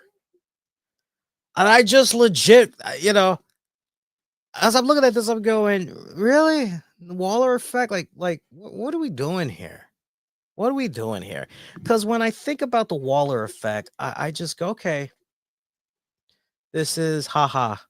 This is our haha moment. This is our comedic moment right here. That's what we're doing right here. I didn't care for all the stuff that was going on, the interactions with Braun Strowman. I was more interested in, okay, so is somebody going to come out here and crash the party? And if so, who is it? Sure enough, Carmelo Hayes. Carmelo saying to Strowman, yo, what you did last week, that was a fluke. I wasn't prepared. I didn't see you coming, but now I know who you are, and I'm definitely prepared. Let's run that back. Strowman, very happy to oblige. We get that match. Carmelo Hayes ultimately is able to take advantage of a countout, so he gets the victory that way. This has Braun Strowman fuming so bad that he starts chasing after Carmelo Hayes, and I just couldn't help but shrug and lower my head in disbelief because I'm literally going, might be a different show, but it's in front of the same audience and it's got the same tired ass execution, which is, can we please stop having Braun Strowman run after his opponents? I touched upon this a couple of months ago, maybe as recent as 3 months ago, for sure 2 months ago. Can we please stop having Braun Strowman chase after his opponents? I feel like I'm watching a goddamn episode of the Benny Hill show, and at the very end, everybody's chasing after Benny or whoever the hell they're chasing after. It's like it comes off so comical. A guy that looks like Braun Strowman with that size, with that height, should not be running after somebody. We never saw Kane do that crap. We never saw, to a degree, Big Show. We never saw Undertaker, like these big Kevin Nash. We never saw any of these big guys, on a weekly basis chasing after. Like, we got to get away from that crap. We just do. I need them to switch that up. I'm very frustrated by that. I'm thinking about one of the last times we saw Braun Strowman too. Braun Strowman basically got owned by Bronson Reed. So I want to see a Braun Strowman that is more hungrier, more ferocious. I want to see. I thought for sure that the Braun Strowman we were going to get this go round was something of the magnitude of, okay, look, Bronson Reed may be out for a while, but that back and forth that he had with Braun Strowman, this was the reset that Braun Strowman needed. So for those that maybe missed vintage Braun Strowman when he was just steamrolling through enhancements left and right, and he was just this big monstrous, like if that's the Braun Strowman that you guys missed, especially with that whole serious demeanor and all that, this is the Braun that you're ultimately going to get. I thought that's was maybe the direction WWE Creative was trying to go here with Braun, but no, it just comes off as if, no, business as usual. Hate that crap, man. Alex Shelley faced Johnny Gargano. Gargano picking up the win. Nice match. Both guys, obviously, history here with one another. Okay stuff. Women's tag team match. Bianca Belair, Naomi defended against Nia Jax, Candice LeRae, Nia Jax. They are still working our girl Tiffany Stratton. They're still denying her those opportunities to come hang out with them and enjoy the glamorous life. No, instead they're looking at her more like a helper and a gopher. Let's be real, go get us some coffee. You can go get us some confetti. Speaking of confetti, did you guys hear? Party City, all party cities nationwide are shutting down. Money just ain't been good. Just ain't what it used to be. That's it in a nutshell. So I really feel for the employees. They aren't getting any type of a severance package whatsoever. It freaking sucks, man. Yeah, I was watching it on my local news last night. And they had spoke to this one lady. She was an older lady. She wasn't that old though. I would say she looked like she was in her old baby, if not early 50s, late 50s. If she was in her 60s, I'd be shocked. She looked pretty good for her age. And she said, hey, I know everybody likes buying things online. I respect that. I get that. But I am still from the school of going into a physical store and getting what I need. And I love that these stores have always been there for me whenever I needed them. This is very unfortunate because I'm not really tech savvy. Like, I don't really know that much about online stuff. So, and I understood where she was coming from, and everything. And yeah, I'm gonna miss Party City, I gotta say, but it's kind of look at it this way. Look at it this way. Let's be honest. Nobody thinks about Party City unless it's New Year's, Valentine's Day, St. Patrick's Day, 4th of July, Labor Day, Halloween, Thanksgiving, Christmas. We're talking about 8 instances out of the calendar year. All those other days, mofos ain't thinking about Party City. To the point, you go into a random Party City and it's always empty. Is it not? Tell me I'm lying. Tell me I'm lying. It's always empty. Besides yourself, and maybe if you're with a friend or your boyfriend, girlfriend, or whatever, you might see like what would be considered, ooh, a lot of traffic in here today. Grand total, maybe you'll see 10 other people inside of a Party City. So, it sucks. It is what it is, but what are you gonna do? So my whole point, there's gonna be sales, probably liquidation sales too, and all that. Everything must go. So you guys trying to load up for those birthdays and all those other occasions, pay attention. Strike when you see those sales. But yeah, they just have Tiffany Stratton, she's the gopher, go get us some confetti, go get us some cake, go get us right.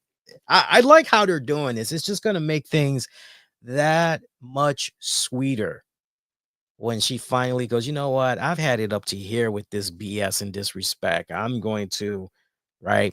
Naomi and Bianca retaining the titles. I must admit, I really am starting to get the impression Naomi is the one that attacked Jade Cargill. I'm really, and for those that's not really feeling Naomi being the one to slide in there and basically defend the titles with Bianca, like, I need you all to think from this standpoint: who can gain the most from Jade Cargill being injured and being out? Naomi is that girl. She be her, right? So I think there's a lot here that's going. I would not even be surprised to the point if Naomi and Bianca, I just have this weird feeling looking at this story arc. They'll defend the titles. They'll just keep defending them, keep defending them, keep defending them. I could see something coming about should WWE decide to do this, and I actually hope that they do.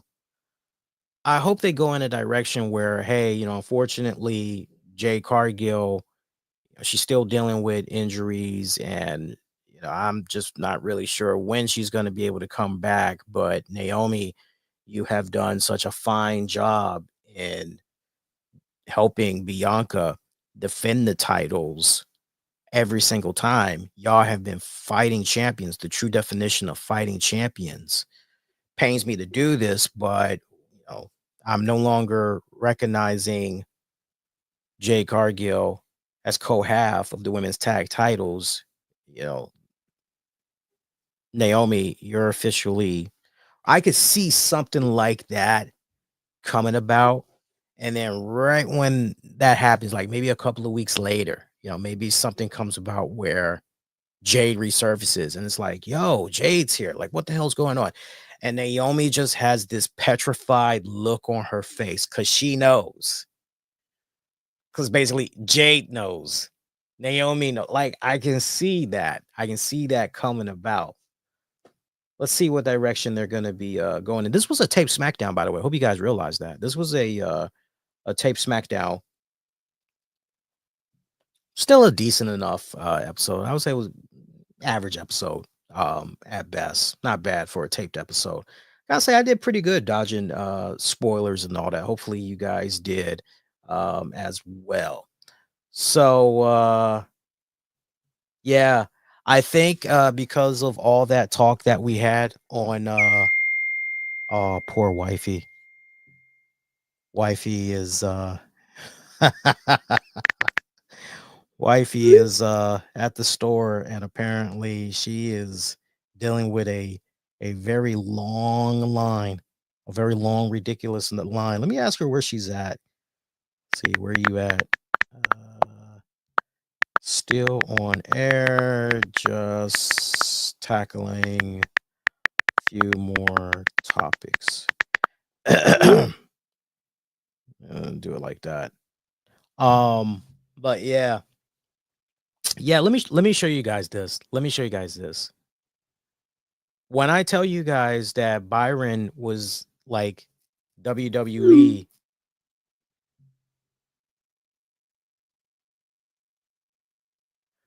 she's not telling me where she's at. That's interesting. Okay, she must be trying to get me. Well, wait a minute. I see her dots moving. Let's see here. What's she saying here? Come on. What are you saying here? What's she saying here? I see. Don't you hate that when the dots are moving and you're just like, come on, spit it out already. I see you. I see you typing something. I see you thinking. What's going on here? What's going on here? When I tell you guys earlier that Byron was WWE, WWE, WWE, WWE, WWE, WWE, WWE, WWE, and at the time we were talking other stuff, just to give you an idea what's going on here. So we start off with the softball. What's up? And then we go right into okay, she has one stop and then she's done. Wow, you're three dots. Your three dots of typing was to just say one stop. Wow. John Cena versus Logan Paul is planned for WrestleMania 41. Roman Reigns versus CM Punk is planned for WrestleMania 41. I hate when people read gossip shit. Garbage. I hate when they do that. I would rather, as fans, we go, hey, here's a match I would like to see happen for WrestleMania. And go off of that. Now, if you were to frame this as, okay, rumor has it John Cena may be facing Logan Paul at WrestleMania, and that Roman Reigns is possibly facing CM Punk at WrestleMania. I think that's better framing. Speaking as somebody that is currently studying media production and journalism, and not for nothing, but even way before then, I've interviewed, I've written many articles for various sites and all that, including currently. If there's one thing that I've learned a lot extensively, especially during these past 2 years, media framing. Now more than ever, for those of us that are in the field of reporting news of any type, we got to be very, very careful how we go about framing things. So for instance, you take that Luigi guy, that United Healthcare worker, and you see how you got all these pictures that, and the media is not helping because they're like glorifying the hell out of this guy. So first question, do you really need like 20 to 25 freaking guys of the police task force or whatever circling this one guy? Probably not. You probably don't need to have it be that epic of a right. I don't care if it's extradition. I don't care if it's a extradition thing and all of that other stuff. Like you probably don't need to be that knee deep, right? It's no different than there's a DUI. Do you really need 12 police squad cars? Probably not. Not for that poor one DUI driver that's probably standing 4'9", weighs 110 pounds, right? So obviously, and has no firearms or nothing. He's just intoxicated. You probably don't need that many squad cars for that one little person. Okay. Um, you know, we got to be careful how we frame certain things, how we speak about certain things. Let's try, especially when it comes to wrestling news. This is a narrative that I've seen happen time and time again, and fans have become victim to this. Even my girl, sometimes she'll be minding her business and she'll go, "Oh, I heard that I'll give you a perfect one. Oh, I heard that guy you like, the Green Arrow guy. I heard he's got a new show. It's called Heels. Like, that series got canceled. Oh, when that happened? And I can tell she was reading something on Facebook that was it just came across her feed or whatever. But like wrestling fans, we as a whole, we got to do a better job, especially when we're reiterating something that maybe we read online. We need to do a better job in, hey, this is what I read. There's a rumor going around that, and we need to make sure that, hey, this is a rumor. And when we are putting something out there, like what's being said right here, we got to make sure that we're citing sources. Hey, according to ... the planned WrestleManias is right. So we got to do a better job at that. Now, keeping that in mind, let's clean this up for Byron.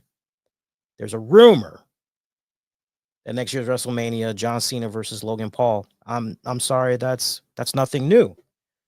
That's nothing new because we were here on this show when John Cena's farewell joint was first announced. We went through the matches of, okay, could definitely see Cena doing this, could definitely see Cena doing this match for sure. Now, if you want to fine tune the list of opponents that we put out there and go, hey, for John Cena's last WrestleMania, who would you like to see him lock up with? Who's somebody? I always feel you got to pay it forward. I always feel that, okay, the future, who's the future of the company? Who's that next guy that is going to be taking the company, in that next wave for WWE? I actually like the idea more of John Cena working with Braun Breaker at WrestleMania. Logan Paul does not need the match with John Cena. I mean, if you are looking at things from a pure marketing and financial perspective, where you're taking a social media influencer fighter against this Hollywood star, if you're looking at it from a marketing standpoint and this will equal mad dollars, and you want to play it safe, then sure, you could entertain the idea of John Cena versus Logan Paul at WrestleMania. But I would be more interested, and I would think that the way John Cena is thinking about doing this whole retirement tour, I would imagine part of him is thinking about, okay, I definitely want to work with the future faces of this industry. I want to work with those that's going to be helping take WWE as a whole, for the next 10 years to come. Like, who are those guys? And I would imagine Logan Paul is definitely on that list. I would imagine he's definitely on that list, but like, there's a part of me that's just screaming, no, no, no, no, no. Braun Breaker. You got to have Braun Breaker on that list, and you got to have Braun Breaker, I think, be that first person. Don't get me wrong. Logan Paul, for sure. Gunther, for sure. But if we're talking out of the gate, I want that nod to go to Braun Breaker. And, I can see just the way things are going right now. I can confidently say I don't see Braun Breaker going into WrestleMania still the Intercontinental Champion. And I could see something going on where, okay, what's going to happen with Braun Breaker? What's next for him? Where does he go from here? What's his path to WrestleMania, if there is even going to be one? I could see something like that coming about, and John Cena and Breaker, they pretty much go that way. I still see people showing disrespect to Roman Reigns. Yeah. What's your point? That's not me being a dick either. It's like, what's your point? Because think about it from this standpoint. We have not definitively gotten a Roman Reigns that I love you guys. I love the WWE fans. I love the WWE universe. We haven't seen him. I mean, if you're paying attention to the product like that, and obviously you are based on the other comments that I'm seeing of you here. If you're checking out the product, you know that who was it that said what he said about Roman Reigns? Was it Drew McIntyre? I think it was Drew McIntyre. He said, look, this guy, Roman Reigns, he ain't changed his colors.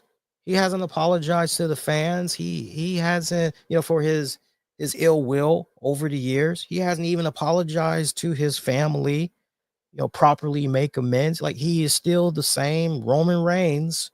Nothing's changed. Hell, we talked about this. So yeah, there's nothing. Yeah. Stevie Wonder definitely can see that. And I hate to burst this bubble, but when will Roman Reigns get his flowers? You got to ease up. This might be a little bit too real for you, some of the stuff that you're watching, but I would challenge you, because you if you're really a pure WWE fan, Byron, as you come off to be with your comments here, you really owe it to yourself if you have not, and I'd be shocked to hear if you didn't, but you really owe it to yourself to go check out that Roman Reigns documentary, because Roman Reigns does get his flowers, in part, not just from the fans, but he gets his flowers from all of his colleagues, who's list of great people that give Roman Reigns his flowers. Make no mistake about it. And, make no mistake about it. Universally amongst wrestling fans, Roman Reigns is respected. He is getting his flowers. He is getting his pat on the back from everybody, definitely with fans. He has helped. He has done his part in helping take WWE to that next level of where it is right now. Something about WWE getting a new logo. That's news to me. I have not heard that before. This is what I mean by media framing. This is what I mean by, we need to source. We need to, okay, where are you getting this information from? Where are you hearing this from? Right? Like, what the hell are we talking about? The only thing new that I am aware of is the new Raw logo that's ahead of Netflix. And we have already talked about that on the Monday show. So it's kind of interesting seeing some of these comments, and there's a lot of you guys. I can tell who is on top of their wrestling news, checking out different podcasts, and who is reading those nasty TMZ dirt sheets. Who's basically, see, if I mention the name, yeah, actually I'll go ahead. I can tell who's actually on top of their shit and who is just maybe checking out diatribe crap from like Sean's View Entertainment. I mean, I'm sure he'll admit, like, he be going after some weird stuff there, but like Sean Ross Sapp here, or whatever. But no, Sean's View Entertainment, like, he has done like some crazy. He be posting like the most craziest, wildest, obscure things in news, and you're like, wait, what? I remember Bruce Blitz was another one. But yeah, my best advice to you guys, for anybody that is maybe a little bit outdated with finding out, what all is going on and everything, I'll tell you this. sometimes, if you do like most of our listeners, if you just kick back and just inhale, exhale, but ingest our shows, a lot of what you're thinking about is likely going to be addressed. So like you won't even have to, but I always tell you guys, I don't mind questions. I don't mind comments, but at least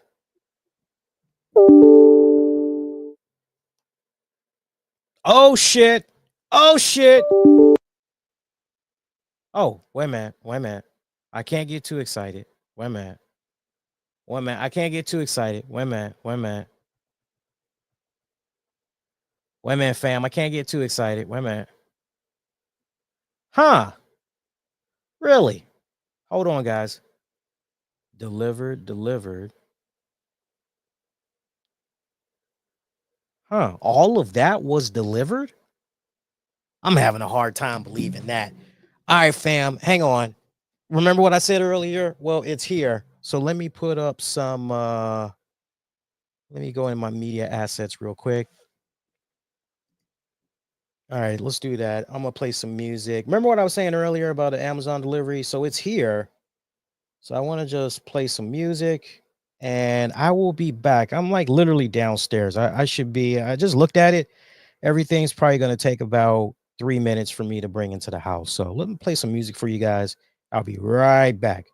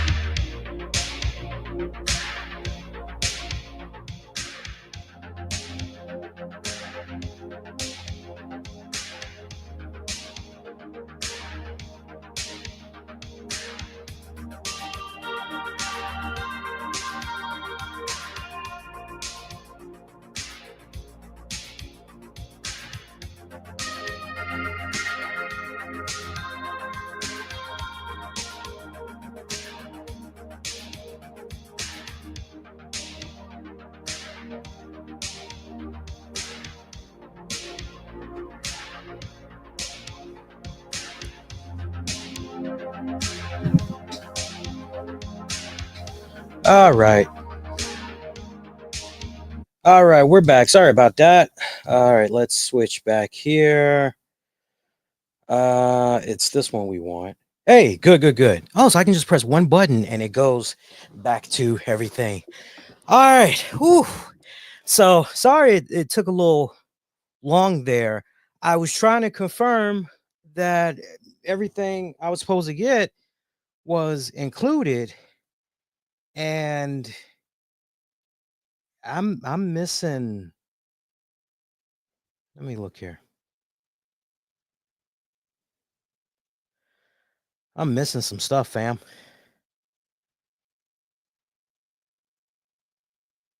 Yeah, I'm looking at it. I am missing some stuff. So I told you guys, boxing equipment, punching bag. So let me see if I got this right, fam.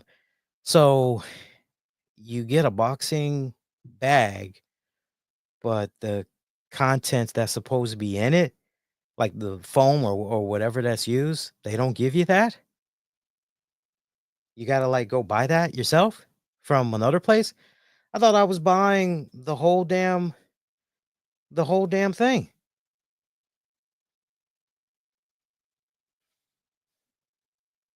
I don't know. Maybe I missed something. Maybe there's a bag of like some peanuts or sunflower seeds or something that I'm supposed to spill into that damn thing. I don't know. Maybe I'm missing something. I'll have to figure that out later. But looks like everything came. Looks like everything came. Or not. I don't know. But getting back, yeah, the Netflix new logo. Yeah, we talked about all of that. Yeah, so we're good. Let's see. What else? Some last little news here. Did you guys hear about WWE producer Lee Fitting? If you all have been watching episodes of Raw and SmackDown, you'll notice at the very end, you'll see for executive producers, you've got Triple H, Paul Levesque, and Lee Fitting is another one who's in there. And you know what? Now that I'm thinking about it, forgive me here. I am hungry. Lee Fitting is a name that's in there.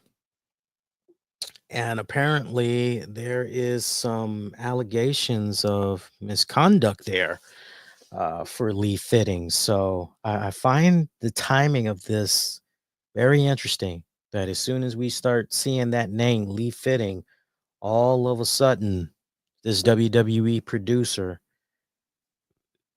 we're hearing his name involved in some controversy. So for those of you that maybe need to get caught up to speed a little bit, because we really did not even in talk about this, and I didn't want to talk about it because I wanted to gather up more information about this and talking about it. But Lee Fitting used to be a producer over at ESPN. And there's a great article by The Athletic and what they're describing as a bombshell report about Lee Fitting. He was allegedly dismissed from ESPN due to allegations of misconduct towards women. And he worked at ESPN for like 25 years until summer of last year, 2023. And he was hired by WWE just this past January. So his ESPN work, that includes College Game Day. He was rumored to be up for head of programming. A report notes that a complaint was filed against Fitting last year with Human Resources, which led to ESPN talking with several employees. That included some prominent female staffers, as the report notes that around 2012, some ESPN employees were watching NCAA's men's basketball. Looks like they were watching a tournament from a conference room in Bristol when Fitting allegedly commented on a woman who was not present and didn't work at ESPN, and her ability to open her throat to down a beer, then joked that the woman would be good at performing fellatio, according to one person present. Jesus, you don't want to be saying something like that at a conference room with some ESPN employees. You should never be that comfortable to the point that you're saying that type of stuff. No. Now, if you want to say that behind closed doors and you're with your immediate family, you know it ain't gonna go nowhere, like anything goes. But then even at that, you still may want to be a little bit careful, especially if you don't really know how that other person is rolling and all that. If this is true, that's very tasteless, and that's a boneheaded move. Now, apparently, The Athletic, they spoke to a former ESPN employee who the person present told about the alleged comment. Fitting, via his spokesperson, said the incident never happened.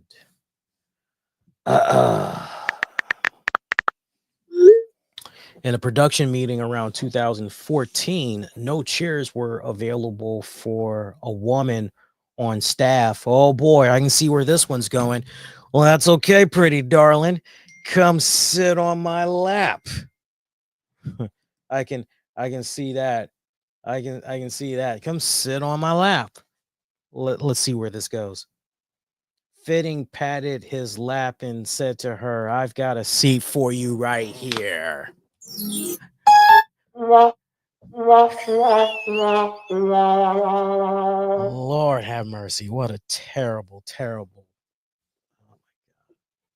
According to one person in the room and another person who was told about the remark from another individual present, Fitting denied this allegation. One female ESPN employee said that Fitting sent her a text message around 2018 that read, "You look hot." She showed the text to a producer who recalled the woman's hand shaking as she showed the producer the message.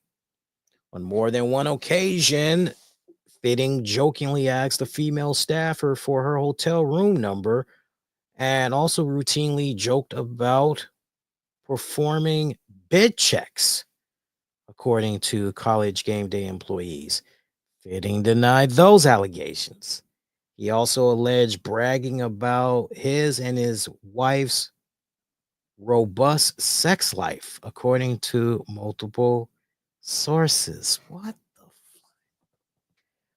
When he saw a woman in an outfit he liked, he'd let her know, sometimes in ways women and other employees found crude and or humiliating. Yeah, when it comes to that, when it comes to complimenting a woman and her outfit, I used to say, "Wow, that looks really sexy on you." I used to say stuff like that, but now with everything and I would mean nothing derogatory by it. That was just my way of saying, "You look awesome." So now instead of saying "you look sexy," because I don't want I don't want nobody to think, oh, sexual harassment. Oh, like, no, what I mean is you look cool. You look badass. That outfit looks great on you. So now if I see a woman in a really nice outfit, I say, hey, that looks really good on you. Nice dress. I'll say something like that.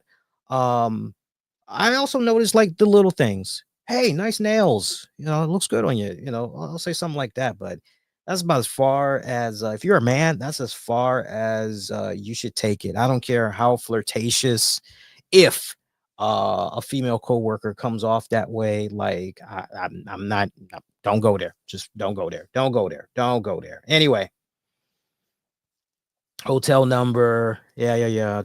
Denied. Da da da. Outfit he like, sometimes in ways women and other employees found crude and or humiliating. He once loudly exclaimed, "God damn," when a woman appeared on set in a skirt he liked. These types of comments were so frequent that one female college game day employee developed a strategy to blunt his behavior. Whenever he would say or do something inappropriate, she would open up a notebook and mimic writing something down. When Fitting would ask what she was doing, she responded, just jotting this down for the book. It was noted that women who worked for College Game Day or with Fitting in general felt pressure to go out for drinks and deal with his comments. Not cool. Not cool. They were worried if they didn't present as members of the boys club, they would be left out. Fitting would also say, it's okay. She's one of the guys, just to justify why his comments were okay. When one female employee left, Fitting reportedly said she was no fun. He also told women how to fix their hair, how much makeup to wear, what to wear, and more. No. Let's just stop. This is creepy. Now I'm curious. How does this guy look? I've yet to see how this guy looks. Wow, that's how he looks. That's how this guy looks. It's like a fucking dweeb. Wow, you look at this guy's face. You should really look at his face. This guy looks like somebody you would see at. He looks like he's amped up on not cocaine. I was thinking coffee, but cocaine was starting to come out. He looks like he's amped up on caffeine. But this guy looks like somebody you would see at a Disney amusement park. He just looks so damn happy, so go lucky. I mean, he kind of gives you that Christian Mormon vibe as well. Our Lord is our Savior. I mean, he just has that kind of vibe to him. Uh, wow, I would never think that this guy was running all over the place, allegedly saying all these things to female staff members and all that. This almost kind of reminds me, wow, this is almost kind of like Matt Lauer, isn't it? But to a worse degree. Y'all don't know about Matt Lauer. I mean, that's a whole other topic and show in itself, but he used to be a former Today Show host some years ago. And comments like this, but on a much higher level, um, definitely on this level that's being alleged here of Lee Fitting, but it would even go a step further with Matt Lauer. Ultimately, it cost him his job at the Today Show. And he's been talking about trying to have some type of a comeback sense. And it's like, yeah, good luck with that, pal. Yeah, I would like to believe that if everything was on the up and up, like if it was all, peaches and cream and all that good stuff, then Fitting would still be involved with ESPN. So obviously, something's going on here. I think WWE needs to do their due diligence in getting as far away from this guy as humanly possible. I'll tell you how something like this, because I know many of you guys are going, How is it possible that WWE did not know anything about this, considering what's going on with the Vince McMahon allegations, Lyndon McMahon being wrapped into it and all that? Like, how could WWE, TKO, Ari Emanuel and crew, Nick Khan and crew, how could they make this boneheaded decision to hire this guy and not do all their background checks and like what the hell? So, spokesperson for WWE said at the time that the company had no comment in regards to the allegations there.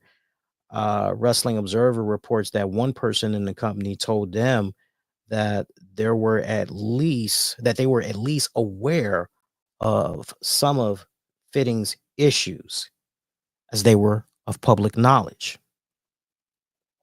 The company hired him anyway. The source said, "This is the baggage, the publicity that comes with the hire." Not good. This really is not a good look whatsoever. Keep in mind, this isn't the first time that WWE has hired someone knowing about alleged allegations and everything. Look at the vice president of development, digital, Jamie Hortz. Remember all that stuff that he was involved in some years back and everything, and he was let go after the WWE UFC TKO merger, all that good stuff. So this optics wise, this does not look good, because if you're trying to tell your fans, if you're trying to tell your shareholders that it's a new era for the WWE, it's a new way of thinking, we've got new heads in charge, we've got new people in place. No, you guys don't have to worry about this crap. You don't have to worry about that. No controversy. No. And you do these type of hires. If it's true that WWE was aware,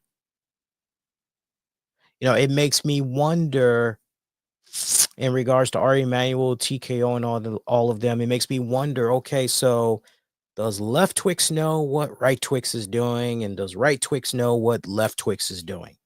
It makes me wonder if there is that consultation there, because if not, this is a prime example of why.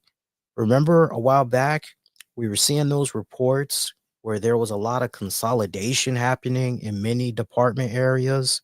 WWE was doing away with certain things, and they pretty much were just merging with what TK already had in place, built in with the UFC and everything, and just pretty much making it one house. Then this would be a prime example of, okay, we just need to have one HR that pretty much handles all the UFC, all the WWE, the filtering out process, the vetting process, all of that. This is a huge. Let me tell you something. This isn't going to sit well with Ari Emanuel. I can tell you that right now. Remember, he has a daughter, and she's been working there. Like, this isn't going to sit well with him. If I were to make a bold prediction, because the optics of this looks really bad. What a great way to say WWE hasn't changed at all. And then if you're TKO, TKO, I mean, man, bump that company. They ain't no different. Look at all this shady little, crap that they're getting into here. Like, look at this crap. Like, that's not good optics. If I could have the ear of Nick Khan and or Ari Emanuel, I would say, look, get in contact with ESPN, maybe talk to their HR, find out exactly the extent of what went down with, their investigation. If there's actually some materialized, obviously, they can't really say too much publicly, but I would imagine under the table, all those years that WWE and their working relationship with ESPN, you can't tell me that. You can't tell me that they didn't know to the fullest extent, yet still went on ahead and hired this guy anyway. knowing the scrutiny that they would be under. Oh my God, can you just picture Phil Mushnick right now? He's having a hard on. You know, if he hasn't already, he's going to be writing his next hit piece there. What's next? Velveteen Dream gets re-signed? I've heard a lot of people asking about him, wondering when he's going to be coming back to the WWE, if at all. So, yeah, that's insane. Netflix, meanwhile, answered some questions in regards to the WWE Raw archive content on service. Starting in January, get this, select archival content will be available on the service. Raw archival content will be available in the US. Live episodes will be available after they stream, immediately after they stream. That's the main thing you want to home in on. WWE programs can also be downloaded around 48 hours after it streams. So everything begins January 6th. Now, members in the following countries can watch WWE Raw on January 6th. That's a lot of countries. Read the press release. But from the countries that I'm seeing that's in here, we normally have gotten love from a decent amount of these countries over the years. So that includes folks in Thailand, Taiwan, the Philippines, Peru, Indonesia, Israel. So, and then in regards to Smackdown, NXT, premium live events, Netflix members in the United States, again, Netflix members in the United States will not be able to watch Smackdown, NXT, and WWE premium live events. Members in select countries listed will be able to watch SmackDown and NXT weekly with their Netflix subscriptions, as well as premium live events like WrestleMania, SummerSlam, Royal Rumble, with more countries added in 2026 and beyond. Premium live events are also included with your Netflix subscription when available. So if there was ever a time, my pretty babies, you all need to get a VPN. Yeah, because I mean, just think about that. Wow, if you're in select countries, like you can literally say goodbye to your Peacock subscription or whatever. And wow, Netflix is my one-stop destination for everything WWE. I can get my fix through here. I don't have to worry about, oh my God, do I have access to the CW? Oh my God, am I going to have the USA network because YouTube TV or insert the cable satellite distributor is continuing to have issues? Rights TV negotiating deals with NBC Universal, and I'm probably going to lose access to this channel and this and this and this. So archival content in January 2025, Netflix will begin to roll out select WWE archival content on service. WWE Raw archival content will be available for viewing in the United States, with additional content available in the countries. Check out that hit list that I was talking about. So that is what's going on there. Y'all might want to look into some VPN if you haven't already. As far as the latest on Brock Lesnar, which by the way, I saw a recent picture of him and Sable, cute couple. Sable has aged very gracefully. I gotta say, I like the darkish. She's a brunette, I guess. I kind of like the hair color. It looks really good on her. As we know, Brock Lesnar, we haven't seen him since what, SummerSlam last year. Shout out to my boy Chris Featherstone of Sportskeeda. He's reporting that there has been no discussions backstage about bringing Lesnar back to television. The belief is that he will not be back in the foreseeable future. So I think at this point, you know, it has nothing to do with the allegations that's surrounding Brock Lesnar. I just think it has more to do with, yo, this is a really hefty price tag to be paying for Brock Lesnar. Do we really want to? Don't get me wrong, Lesnar definitely has a few matches left in him with the WWE, without a doubt. For starters, you could definitely, under the right circumstances, you could definitely do something with him and Bronson Reed, Gunther, Strowman, Obafemi. Obafemi. That'd be pretty good. There's some good names right there, right? Those are some good names. You could definitely do some stuff. But that price tag, those limited dates, Logan Paul, oh my God, Brock Lesnar, Logan Paul, bringing fans of the wrestling, MMA, boxing world. Oh my God, that match alone, that's a WrestleMania. That's a WrestleMania right there. You know, it's just a matter of, do you really want to pay that price tag to work with that guy? It doesn't quite, yeah. Smarter money is, we'll just go in a different direction. We talked about Tessa Blanchard, what's going on here with this TNA deal, what's not going on with this TNA deal. Observer, take it with a grain of salt. They're reporting that several sources have suggested Blanchard's ultimate goal is to get a run in WWE, and there are reportedly some in WWE that want her to sign with the company. It was noted that the current plan is that Blanchard wrestling in the United States could get normalized in TNA. And basically, if everything goes smoothly, WWE would decide whether or not to bring her in. But remember, due to TNA's limited schedule, Blanchard was hoping she'd be able to continue to work in, CMLL, but CMLL, they obviously had different change of mind as far as business goes, so that just wasn't able to materialize.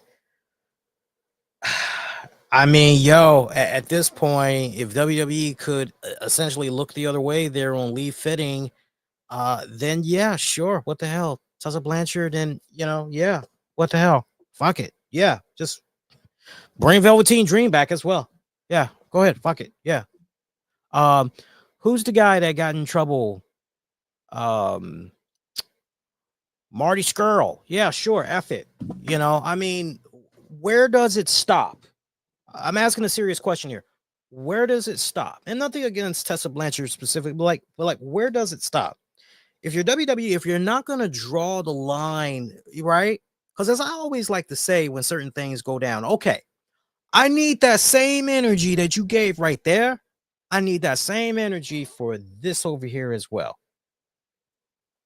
I can't tell you the amount of backlash that I have received from some individuals. And again, this goes back to media framing, that felt that what I said in regards to Leon Harris, the NBC reporter, just go back to the Thanksgiving show, the show that we did after Thanksgiving. You'll get caught up to speed that way.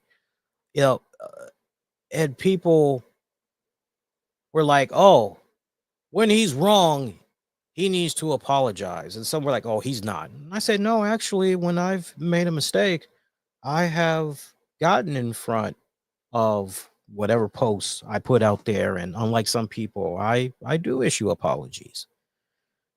I said the same energy that you're seeing right now, with this post. And it's not like I put out the post and I hit this switch. This post will go viral. No, that's just how it turned out. It just happened. Funny thing happened on the way to the store. I stumbled upon unexpected. Like, that's what happened with my post. No, the same concern and everything. I'm gonna have that same energy and all that if it does turn out I'm wrong. And it's like, so like when I see this stuff with WWE, it's just, yeah, okay.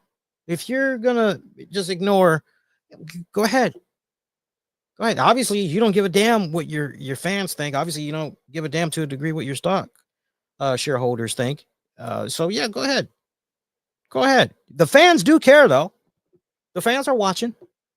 They're seeing what's going on. Trust me, they're going to be very critical.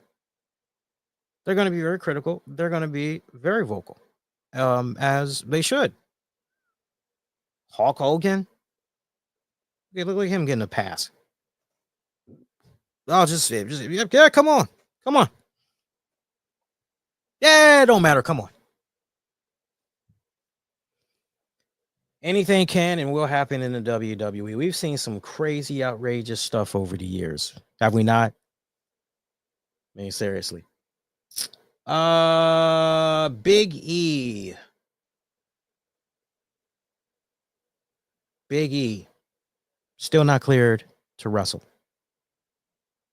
No, that's something that we've been staying on top of and everything. But I know there's another new interview that's running around that he had gave out. Nothing new from that standpoint. No different than what we had touched upon. What was it? Has it been 2 weeks now since that New Day segment? Yeah, it's been 2 weeks now. Nothing has changed. Everything is pretty much still the same. So, let's see. Other than that,